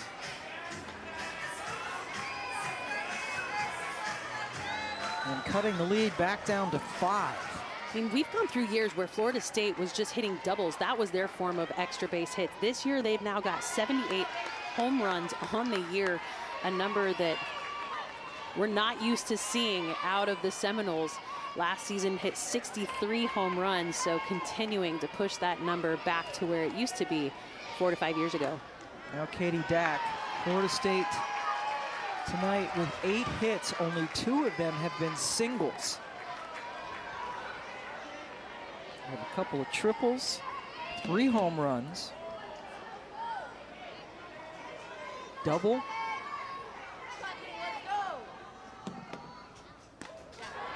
Rothrock falls behind Dack.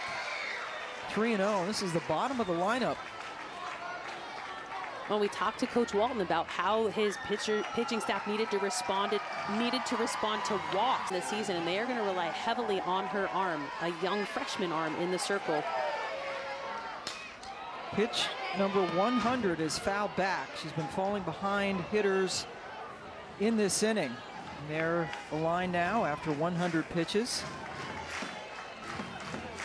I mean, it all comes down to conditioning. What did you do in the offseason? How did you prepare yourself to get here? And I think it's hard for a freshman to be able to prepare for a regular season, never had gone through one. So for a freshman, you love the way that Rothrock has been able to show up consistently, day in and day out, stay healthy, and give her team a chance to win. But now that you sit at the end of your season, this is the 52nd game of the year for Florida, and she's been asked to do so much in the circle this year. You hope that she can stay strong through the rest of the season. Lost Dack. Second walk surrendered by Rothrock in this inning. Definitely not the way she wants this inning to go, but I have not seen anyone warming in the pen for Florida. Number 9 hitter Amaya Ross tripled and scored back in the 2nd.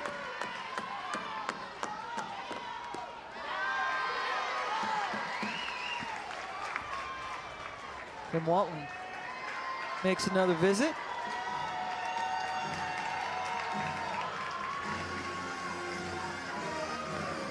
And we are going to have a change. More on that as Rothrock exits.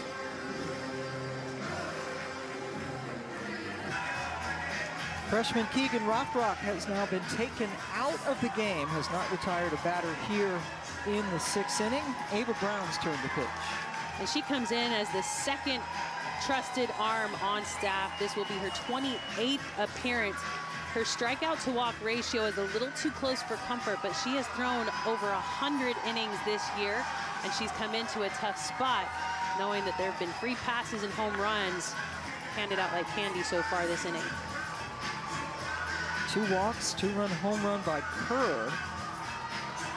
Brown, who had been playing first base, is in the circle, so Gels goes over to play first. Ross just beat it out. Needed all that speed.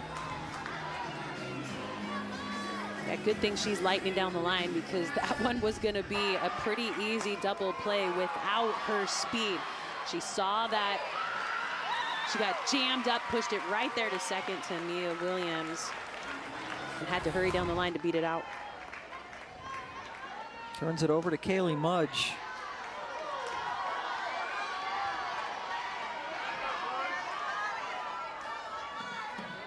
Brown, like Rothrock, whom she just relieved, a true freshman.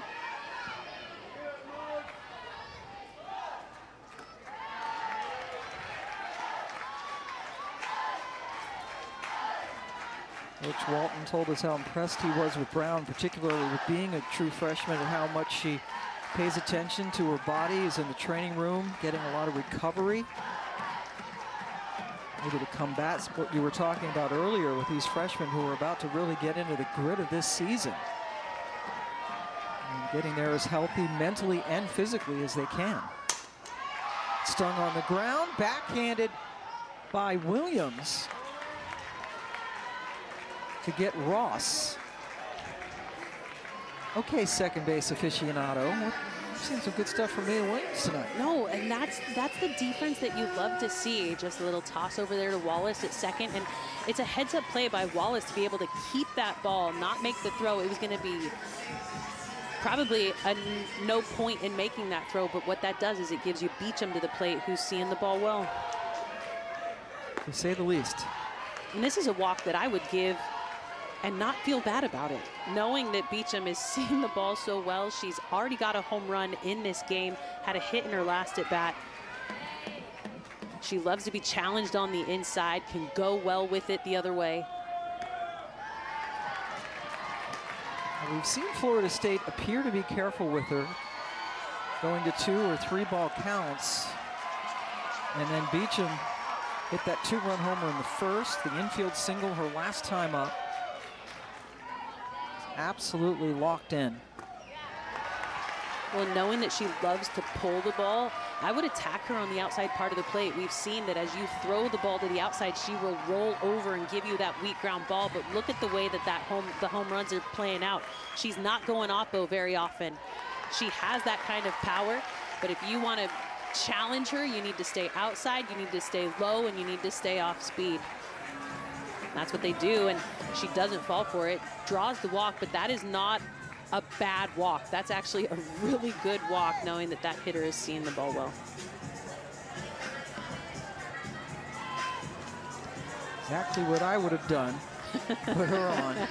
With all due respect to Kaylee Harding and everybody, you know, Torres is on deck, but Beecham with 2 outs especially, so dangerous. So let's see how Harding responds. Harding has a home run in this game as well. I mean, this is a tough spot in the lineup for Brown. Way inside.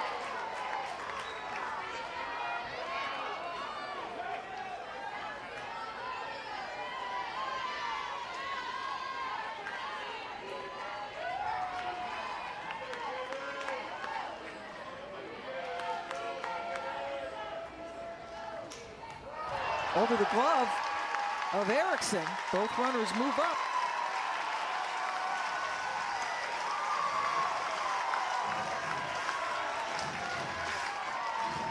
On second and third, way inside. Well, that's the difference between Florida State and Florida. Florida would stand in there and wear that pitch all day long, and Harding continues to get out of the way of the pitch on the inside.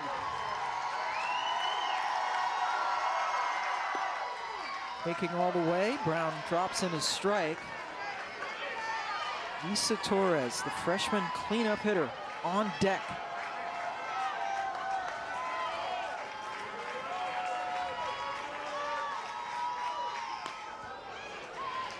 And you have to turn that on that pitch and get it out of here. But when you look back to the 3rd inning, Harding got a big old pitch and drove it. It was a line drive home run. I mean, that ball barely cleared the wall, but it was hit right on the nose. One of 3 homers for the Noles tonight.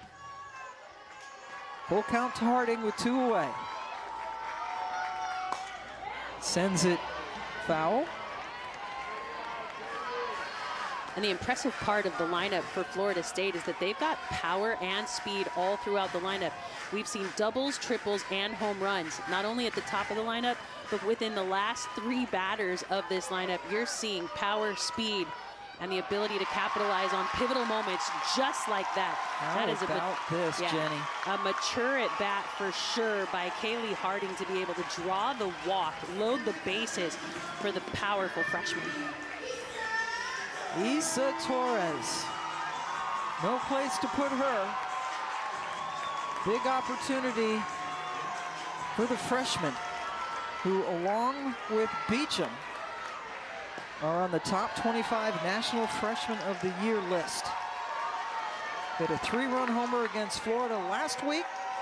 Has a couple of walk-off home runs this year. Has come up big in pressure situations. And they are not going to throw inside to Torres, knowing that that's where her pull power is, right on the inside part of the plate. Loves to turn on it, drive the ball deep.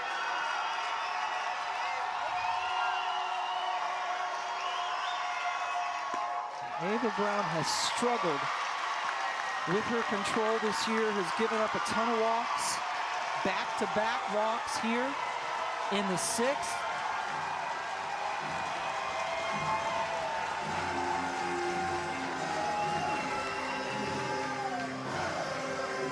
Well, and what have they done? They've awoke the Seminole fans. I mean, this is, you're getting the chop all over the field now. I love the extended seating that they've been able to construct here at Joanne Graff Field for this sold-out crowd.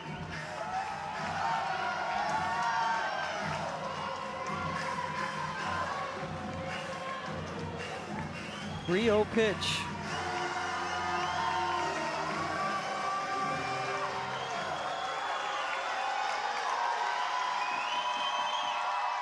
Torres takes 3 straight walks.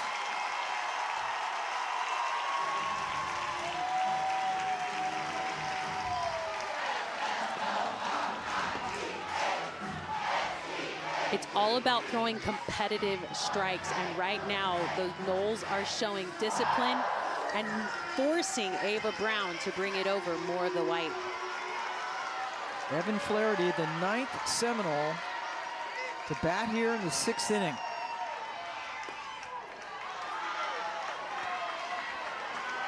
Three runs are in.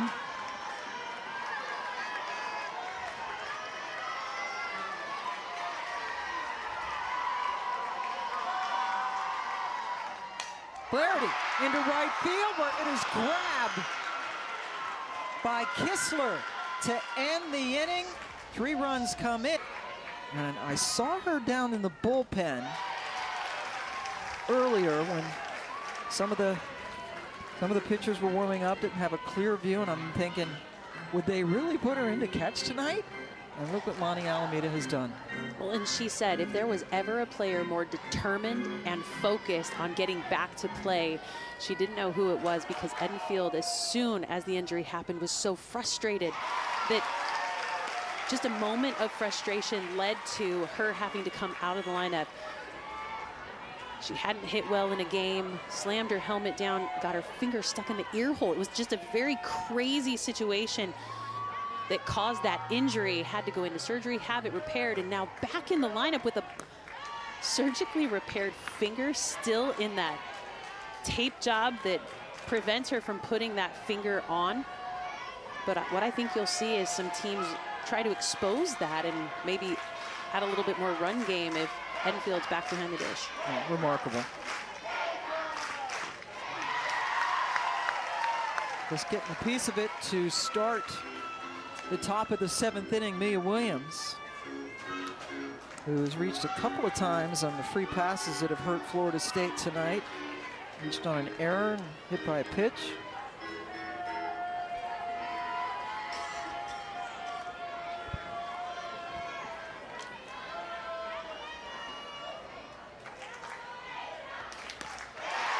Held on to by Edenfield. Strikeout for the first out of the 7th. Mimi Gooden, the 4th Florida State pitcher tonight, is in the circle.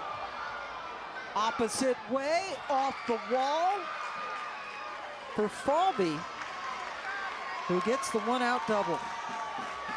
That is her 4th hit of the night. Yeah, talk about a hitter that's on fire. The top of the lineup, Kendra Falby.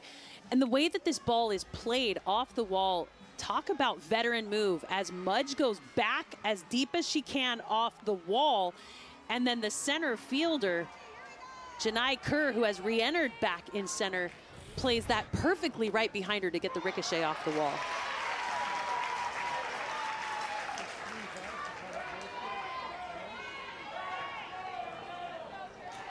Albee with 3 singles and a double tonight. Corby Otis, one of the best hitters in the SEC, really showing it tonight for the Gators.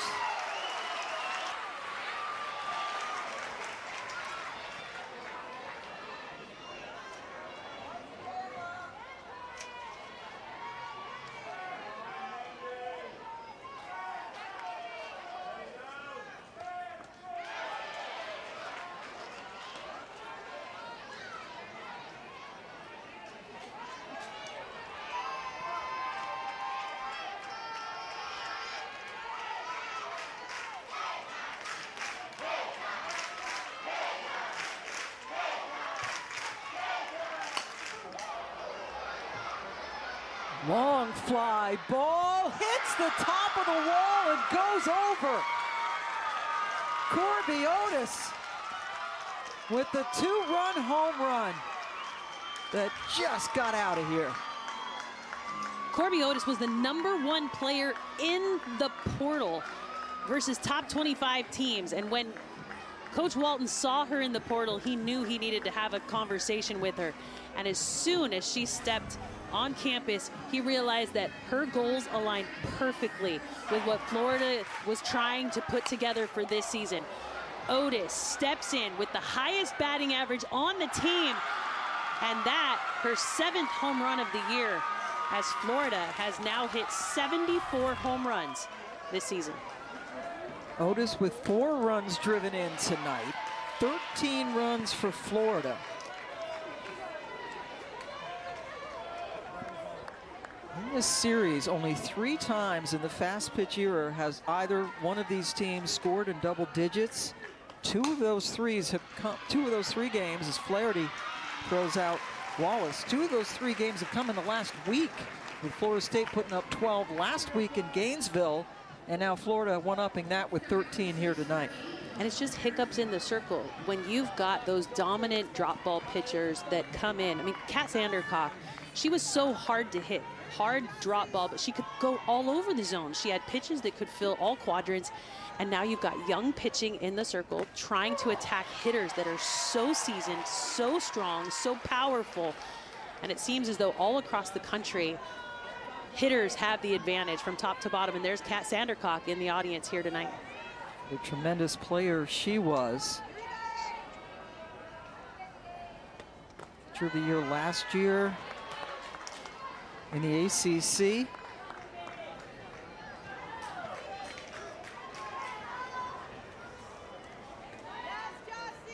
Angeli Bueno, by the way, playing over there at first base now for the Seminoles, relieving Harding.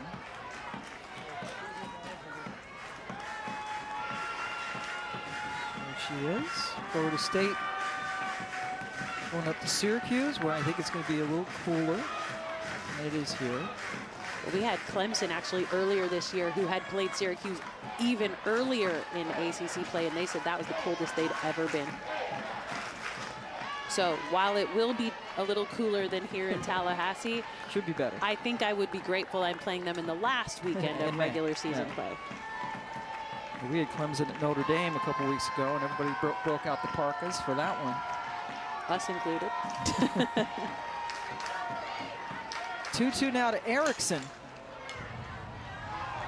And did she recover in time? Yes, she did. It's the first baseman we just told you about. Almost no bueno, but she made the play.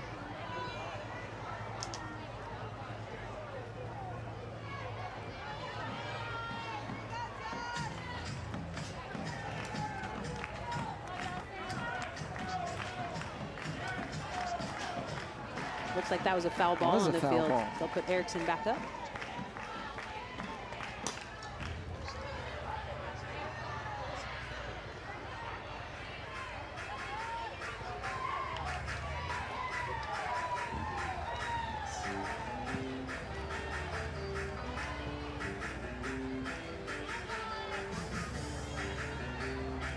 All right, so Johnson Erickson gets a second life, as that was very quietly called a foul ball or not.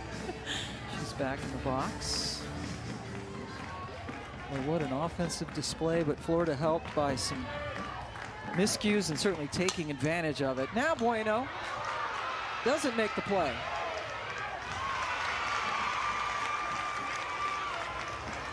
I feel like every time you put somebody in the ball game off the bench, the ball will always find them in the very next inning. And as Angelina Bueno takes over at first base,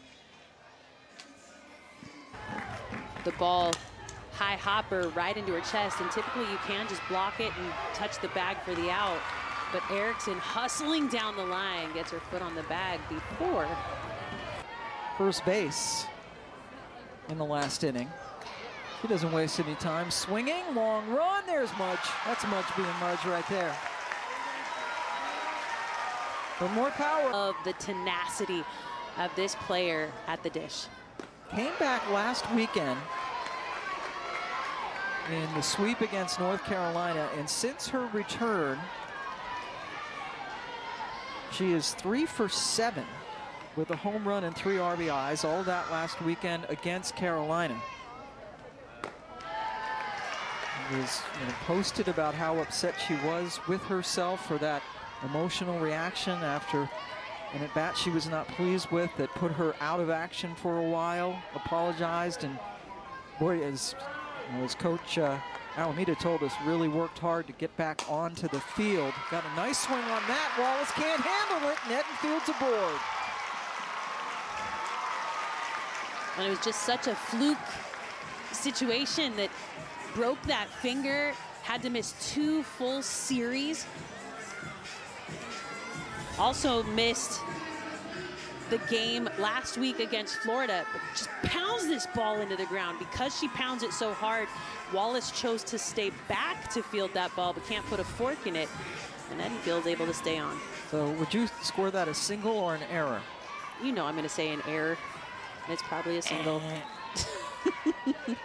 Wallace knows she can make that play. I'm erasing my E6 from the book, kiddo. I'm going to keep mine down there just saying. That's a single. For Janai Kerr, last time up, she punished the ball and hit a 2-run home run.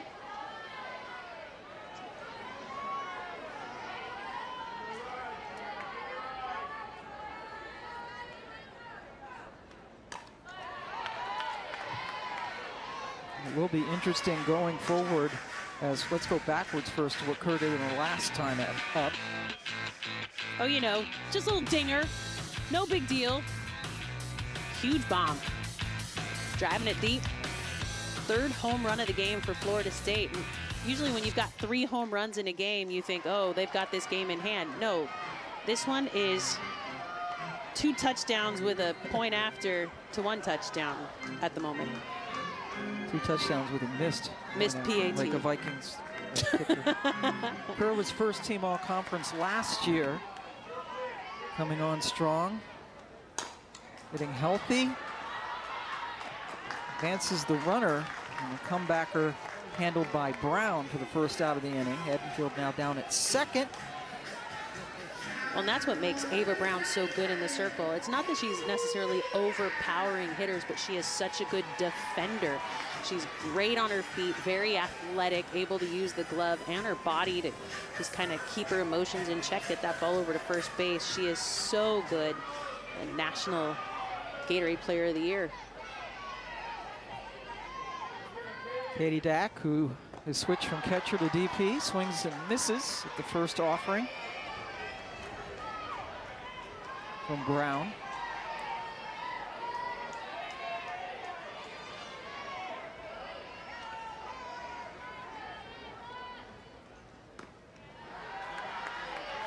Curveball's got some really nasty movement on it. I like that pitch.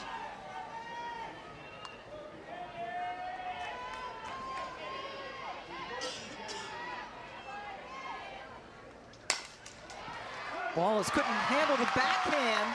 Edenfield's going to stay at 3rd as we await this ruling. I'll just give it a single because it seems like everything's a hit tonight, but Wallace can make that play too. I was a shortstop that never sat back on a ball. I never wanted the ball to hit the ground more than it had to. I would count my hops. That's a ball that I want you to pick the short hop. Do not let it eat you like that. And as you take those steps backwards, you give the ball the chance to run up, and that's tripled and scored about 3 hours ago in the second inning.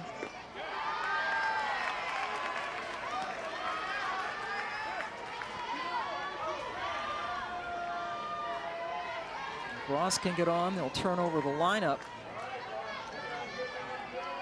As long as there's not a double play. Mudge coming up, then Beecham.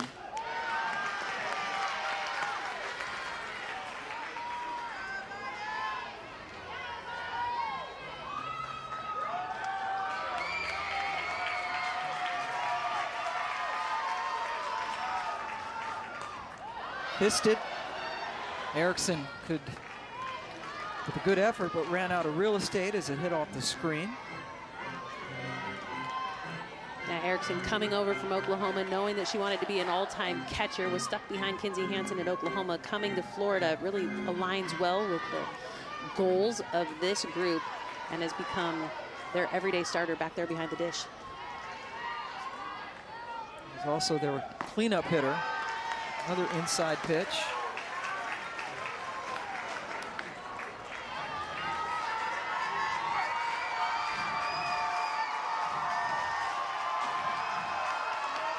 Ross gets a chance at a 3-1 pitch.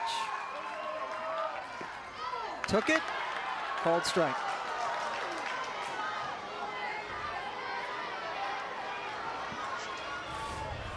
This is a competitive pitch, and that's the kind of pitch that you want to throw in that count to make sure that you keep a batter honest. Nice spot.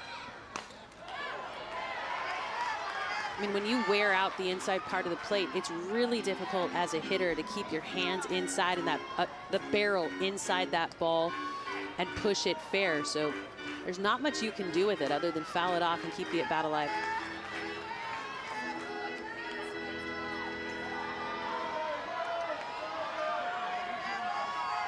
Full count with Edenfield at third, Dak at first. Ross just got a piece of it. Gets some words of encouragement yelled at her by Mudge on deck.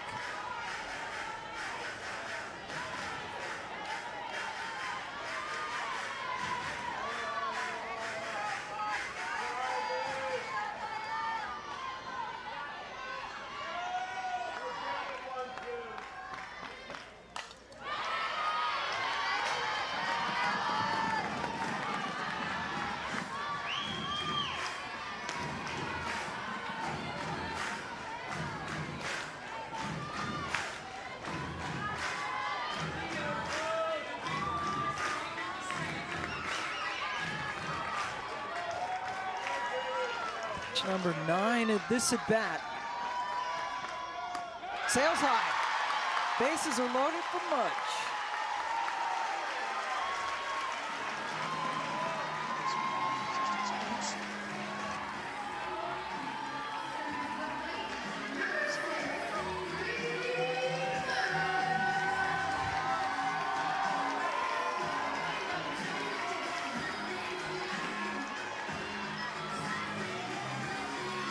Bases are full of Seminoles for Kaylee Mudge.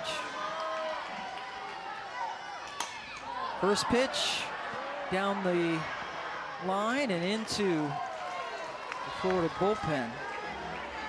And Pam, Mudge is typically one of those hitters that goes deeper into counts to start a game and does end up hitting earlier in a count at the end of a game. However, that right there was not a pitch that she needed to be hunting.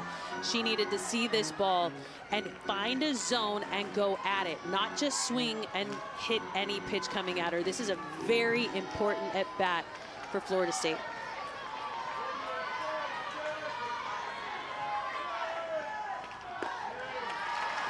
I was always told as a hitter, just because you can hit it doesn't mean you should hit it. And that first pitch, your Mudge, your job is to bust this ball into a gap. That is Mudge's MO. She's got a ton of doubles on the season. She's got 11 doubles on the season, already has a triple here tonight. There is no point to elevate.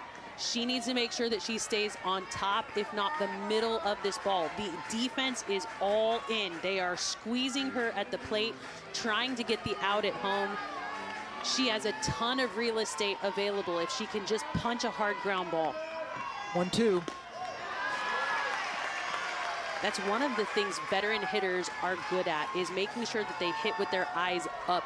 They don't just see what's right in front of them, but they look at the real estate around and make sure that they know the situation. This is not a home run situation. She needs to just punch a single and move people on the bases. Right up the middle. Ettenfield scores. Everybody else holds up. RBI single for Mudge, and here comes Beecham. Well, that's the kind of hit that Florida State needs at the top of the lineup. They don't need Mudge to swing outside of herself, and I feel like that's what she was doing early on at this at-bat. That ball up in the zone, she went after, chased it. Luckily, it went foul to be able to keep the at-bat alive. But that right there is typical Mudge. Line drive, find the grass, pass the bat, and give it to the biggest hitter in the lineup.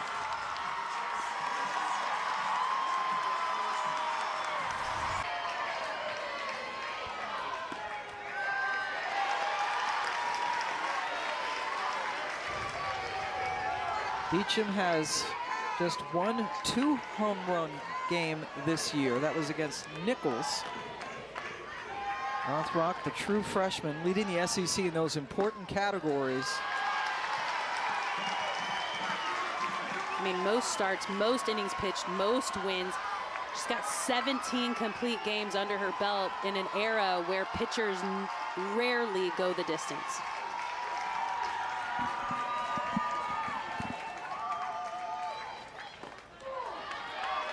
Yeah, I would take that pitch too. I would prove that Rothrock was going to be able to come back in the zone instead of swinging at something out of it. You know that a 2-0 pitch is a great hitter's pitch, but not when Rothrock had not shown control after entering the circle. Good night. That ball was hit so high it went out of the lights.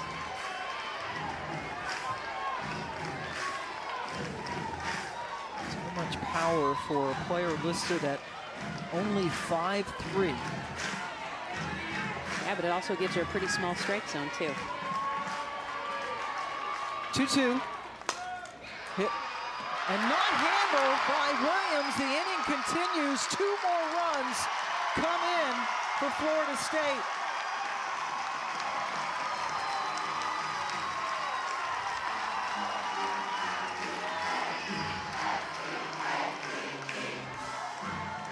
I won't call it an error because rarely are they called that, but another mishandled ground ball gives Florida State life. I mean, the fans have stuck through this 3-hour game.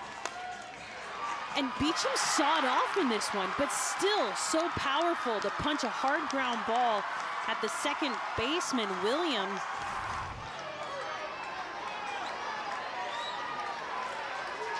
That has been called an error on Williams. Kaylee Harding hit a home run off Rothrock earlier in this game. And you can tell more velocity's coming out of the circle with Rothrock throwing because these hitters are late. They are not getting the barrel out to their contact point. Harding, another hitter that had a home run off of Rothrock earlier this game.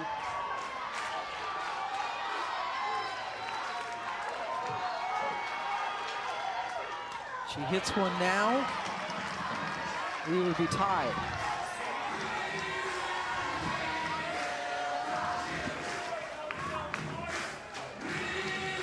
Still just one away.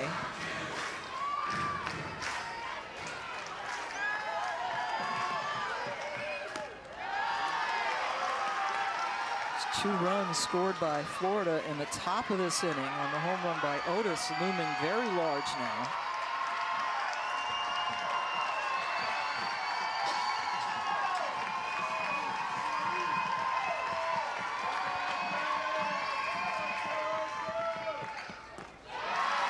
Away from Erickson, and that allows Mudge to get down to third, and Beecham ball is down to second.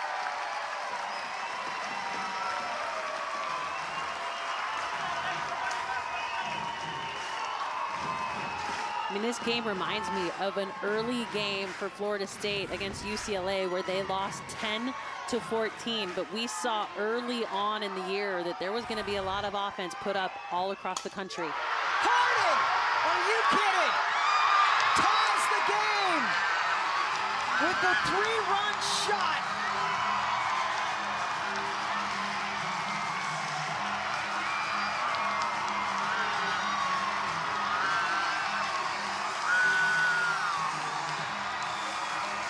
Ball game. Torres, the 8th Seminole to bat in this inning. She has home run power.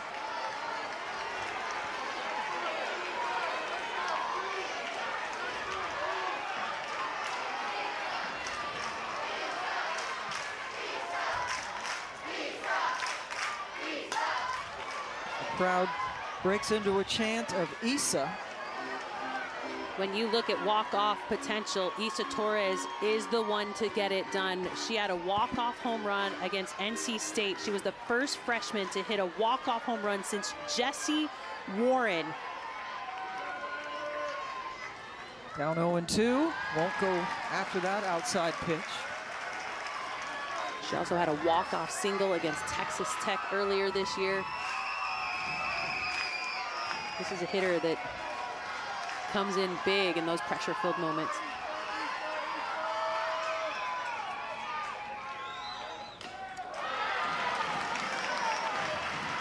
Boy, Erickson couldn't squeeze it, so another chance for Torres.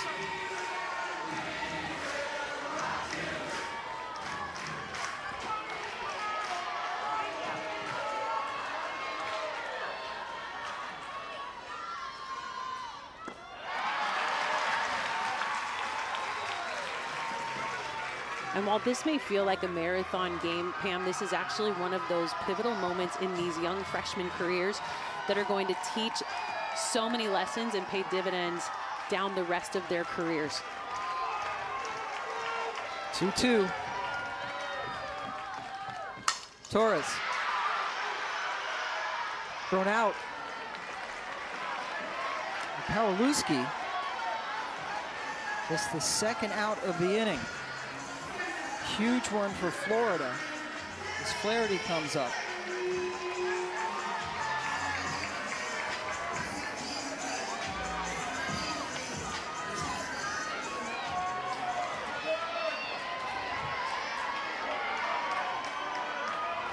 Flaherty hitless tonight.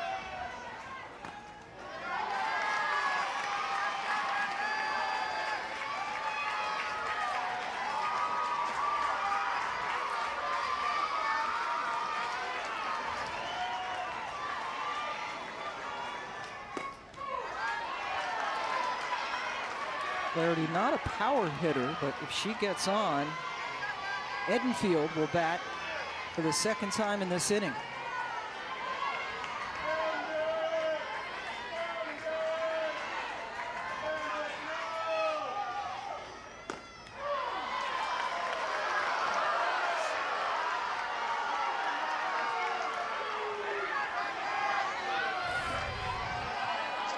Well, this is just a competitive pitch. No fan is going to like that pitch because it's a called strike, but that is a really good spot on the outside part of the plate. Now the 1-2. Flaherty protects.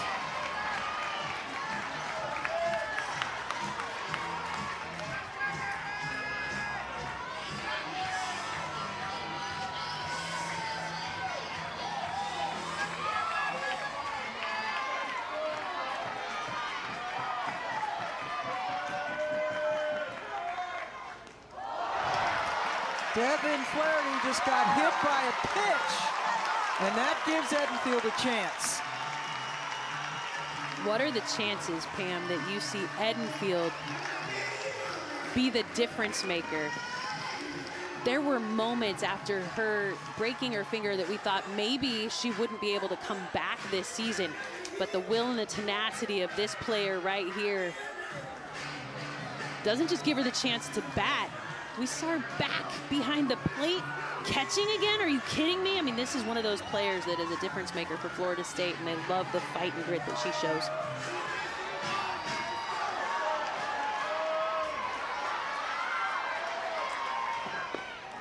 Seminoles have batted around here in their 6th run, 7th inning.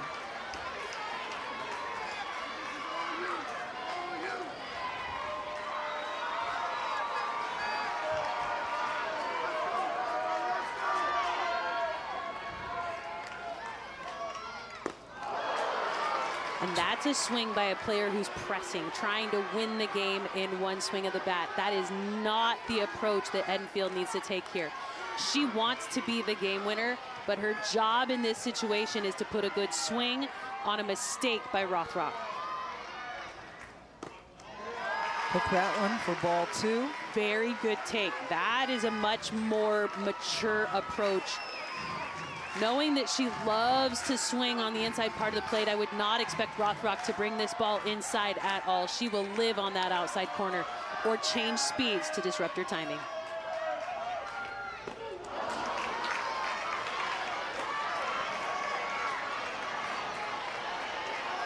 Gets it to a 2-2 count. Flaherty, who runs well, is over at first.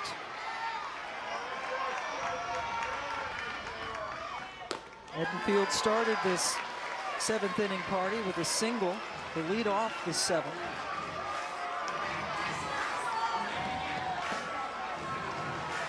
Trying to end it.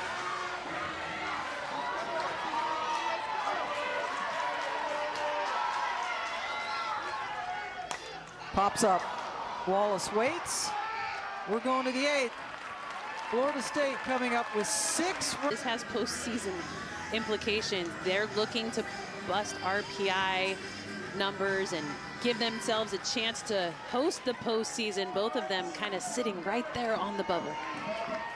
Mia Gooden still in the circle, the freshman facing Ava Brown, another freshman who has pitched tonight and also played in the field. A sold-out crowd. Some people left early and missed the fireworks. Ava Brown sends one out, but Mudge was all over it for the first out of the 8th. I mean, who doesn't love free softball? We're only 3 hours and 17 minutes into this game. But you got to stay sharp defensively. I think that's maybe where the biggest problem has been in this game, is the defense that's been played. Your pitchers are going to give up batted balls into the field, and you've got to be able to back them up with defense. And we've had too many miscues here tonight defensively by both teams.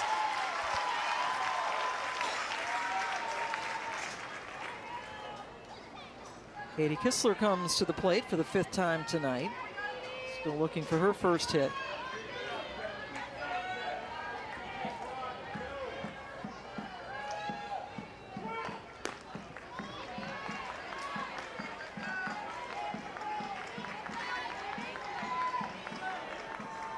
Been a particularly trying week for these athletes. Final exam week, certainly for Florida.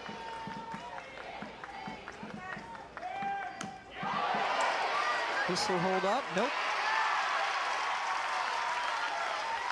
Yeah, when we talked to Tim Walton today, he said there were actually players taking finals on the bus on the drive here to Tallahassee. And this is a tough time of the week. You've got finals all week, and these Florida Gators still have a 2.5-hour bus ride home.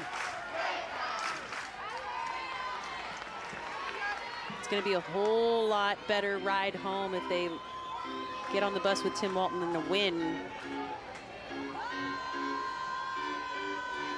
You know that they're kicking themselves for letting go of that 6-run lead. Led by 6 going into the 7th. 2-2 to Kistler. Gloved by Ross, who was put back at first base. I sure hope you're scoring this game at home in pencil.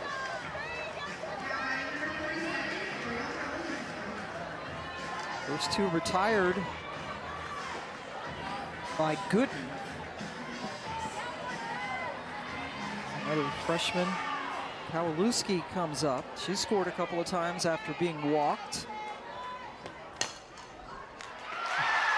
Beecham, 3 up, 3 down. The first, a 2-run home run to walk off Florida, and they won 2-1.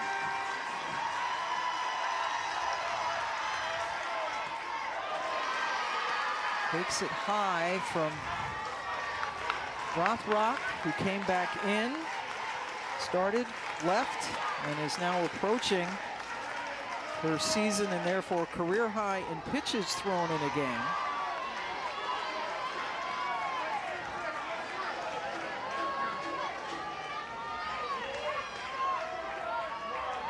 Bottom of the order, 7, 8, 9, Kerr, Dack, and Ross due up.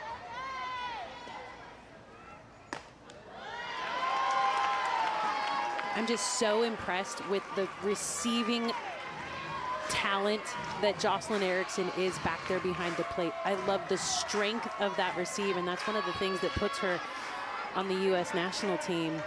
That ability to just be so strong with velocity coming into the glove. 3-1 on the way with Dack on deck.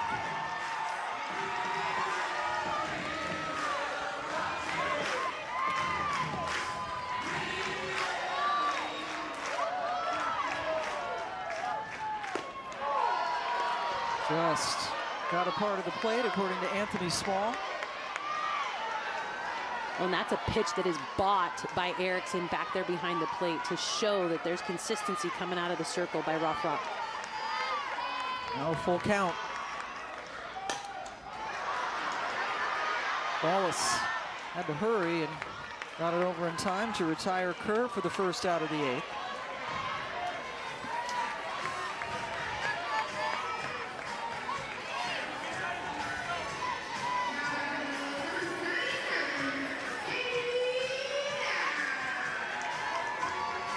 Rothrock with 135 pitches. That is a new career high for her.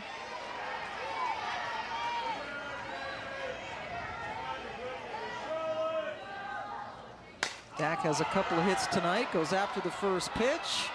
Pistler grabs it for out number 2. Nice running catch. Well, and here's the defense we've been expecting all night. Very tight here at the end of the game for Florida. Last inning just got away from them. I mean, a 6-run lead should be a comfortable lead in our sport. Used to be. Oh, Maya Ross, the number 9 hitter, tripled in her first at bat.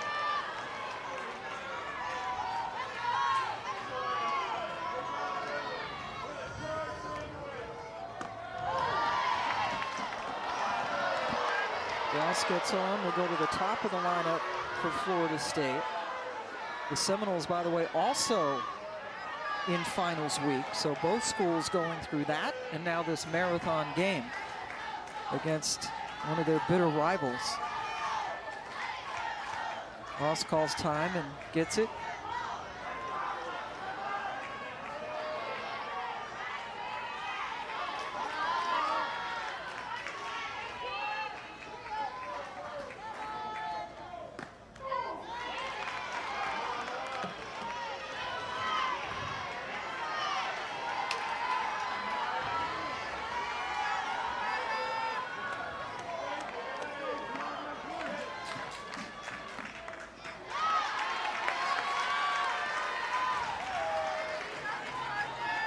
Florida State has not been retired in order all night.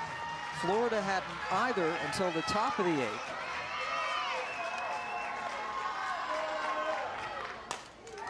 Fisted, caught by Wallace.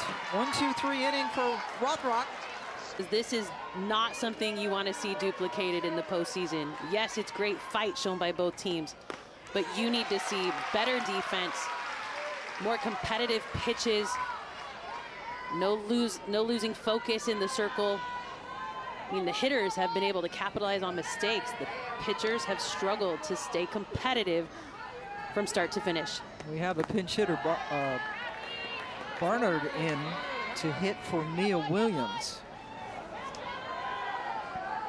who was hitless in her 4 plate appearances, did reach on an error and got hit by a pitch.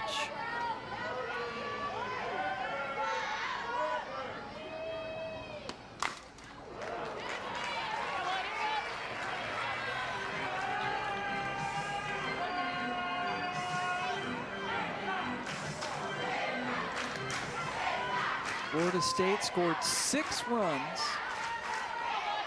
in the 7th inning to tie it. Send us into extras.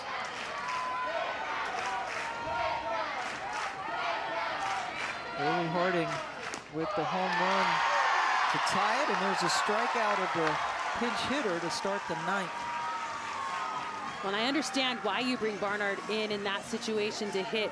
She had just 3 hits on the season in her 20 at-bats. All 3 were for extra bases. However, the other plate appearances were either a walk or a strikeout. So, great start for the inning. Great start to the inning by Mimi Gooden. Second strikeout for Gooden. Falby, gone. Kendra Falby, the leadoff hitter, has been ridiculous tonight. The solo home run puts him back on top. That is her 5th hit of the evening. Kendra Falby is saying, I know you just put out the SEC Players of the Week, but let me show you that I deserve to have my name called next week. In a 13-13 ball game in the 9th inning, Falby comes up and absolutely demolishes that pitch to put Florida on top. Her first home run of the year. What a time to get it. Her 5 hits, a new career high in any game.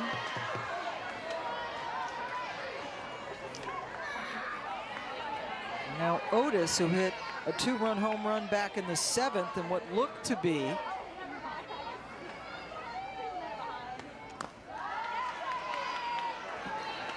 a hit that gave them a comfortable 6-run lead going into the bottom of the 7th, until Florida State turned that around.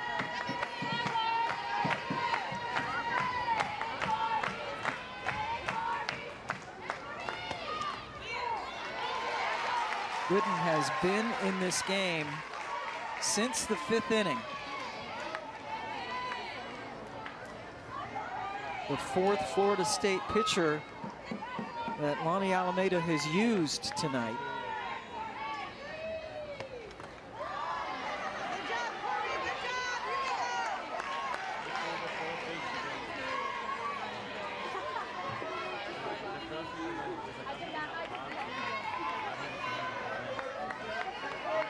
Otis ahead 3-1.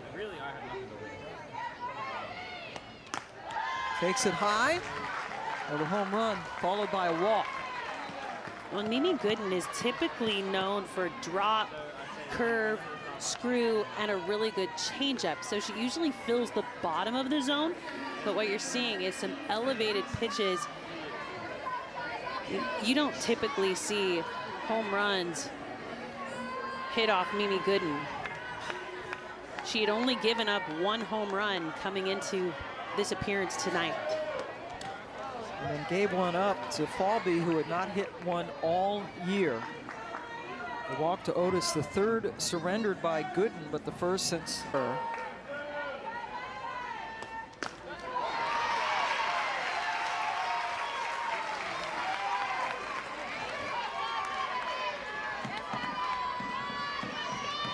Skylar Wallace has an RBI and a sac fly, but no base hits.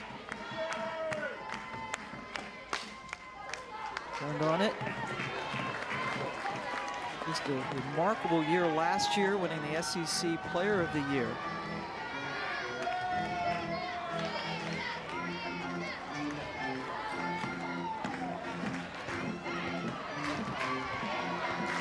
Tied with the great Kelsey Stewart for the most stolen bases in SEC history, but she's not had an opportunity to break it tonight.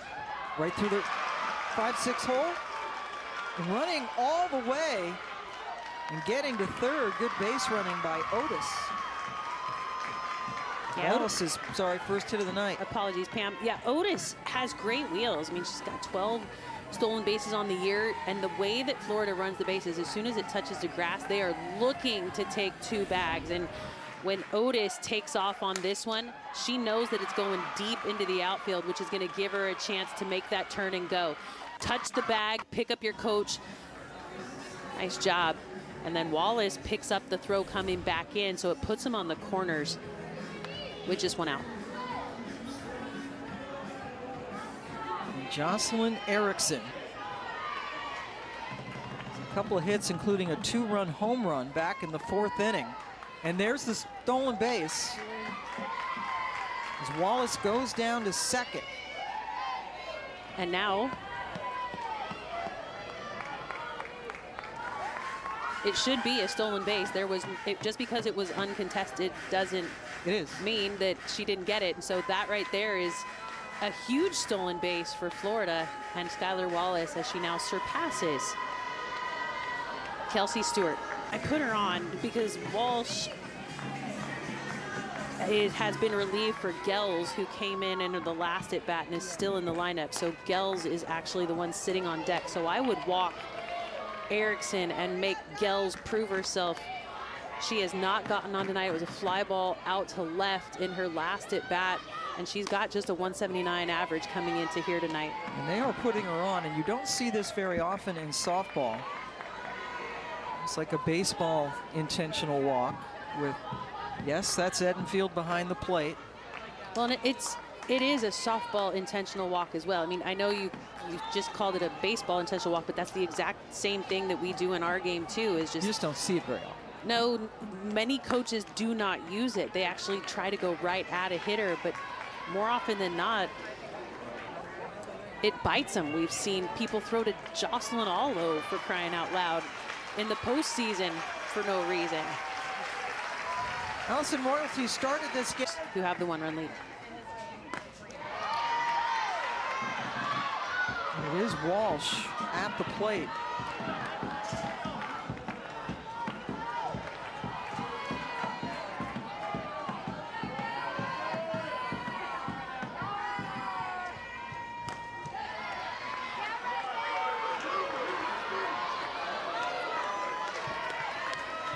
Bases are loaded.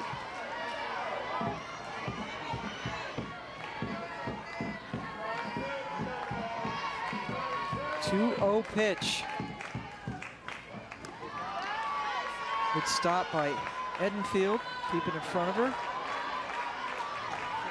Came in to catch the 7th inning. All right, Pam, let me teach you a little bit. Bases loaded, 1 out, 3-0 count. Do not swing. Never? Do not swing. You wouldn't? No. She didn't swing. It was inside and forced in a run.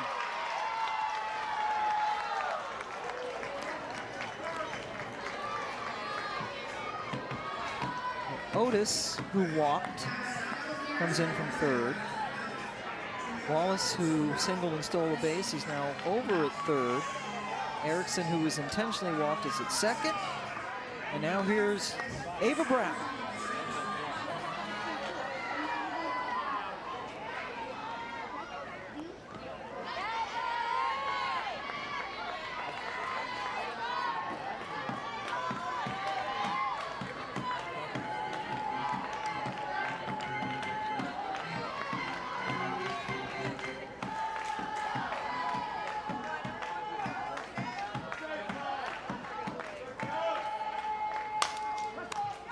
Beecham steps on the bag and then air mails it. Good job by Ross. In the 10th inning. This is where, it's the 9th inning, just feels like the 10th. This is like where Florida State would want to be with the top of the lineup up. Mudge, Beecham, Harding. And this part of the lineup has been so good tonight. 3 home runs within these 3 hitters, 2 of them by Kaylee Harding. That's just trying to get on base to represent the tying run. An RBI single in that 6-run 7th inning. Rothrock, the starter, put back into the game in the 7th. Well, and that's what we're seeing is both of these teams now going with their starters in relief here at the end of this game. Florida trying to walk out of here with a win. Much gloved hit right at Kowalewski. They don't call it the hot corner for nothing. Look at the way those cat-like reflexes are going on over there at third base. You cannot take any pitches off when you've got this kind of firepower at the plate for Florida State here at the top of the lineup, and Kowalewski capitalizes. True freshman over there playing at third, and now here's the true freshman third baseman for Florida State. Disney Beecham hit a home run her first time up.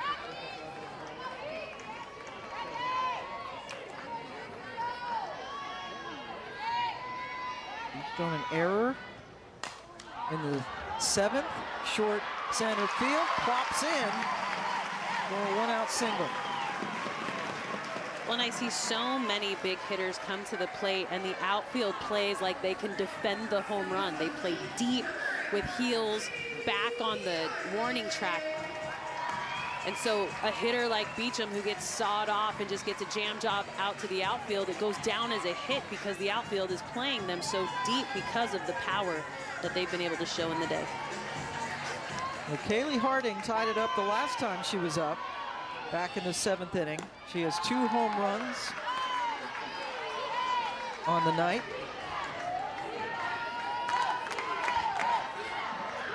Here comes Tim Walton.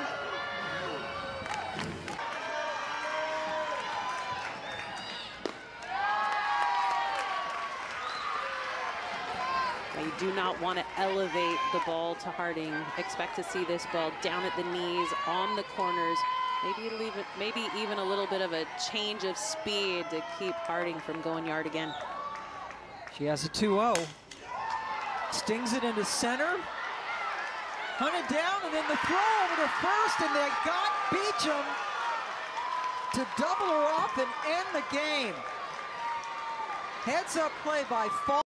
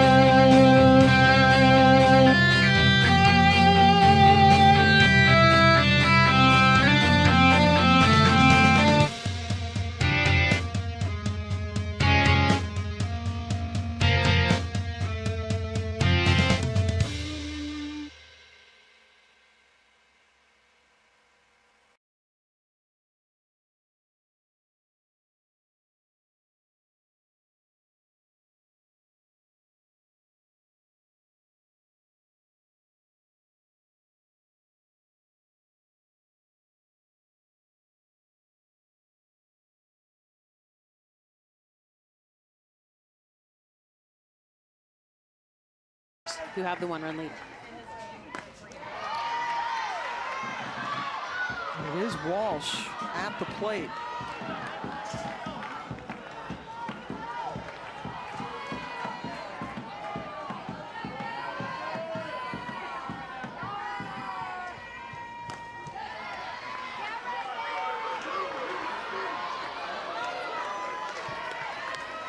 Bases are loaded.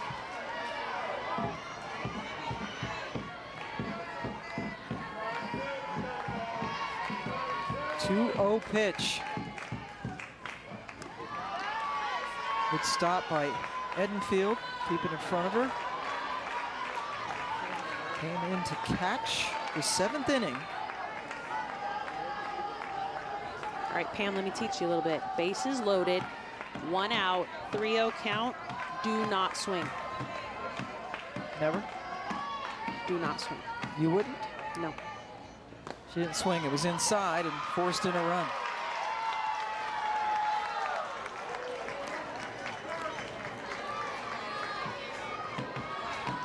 Otis, who walked, comes in from third. Wallace, who singled and stole a base, he's now over at third. Erickson, who was intentionally walked, is at second. And now here's Ava Brown.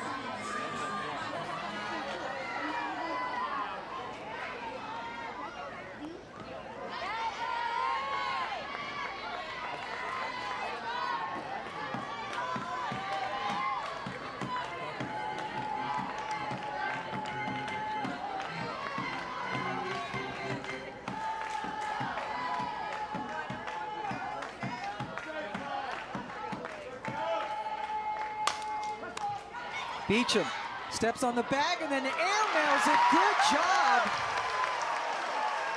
by Ross.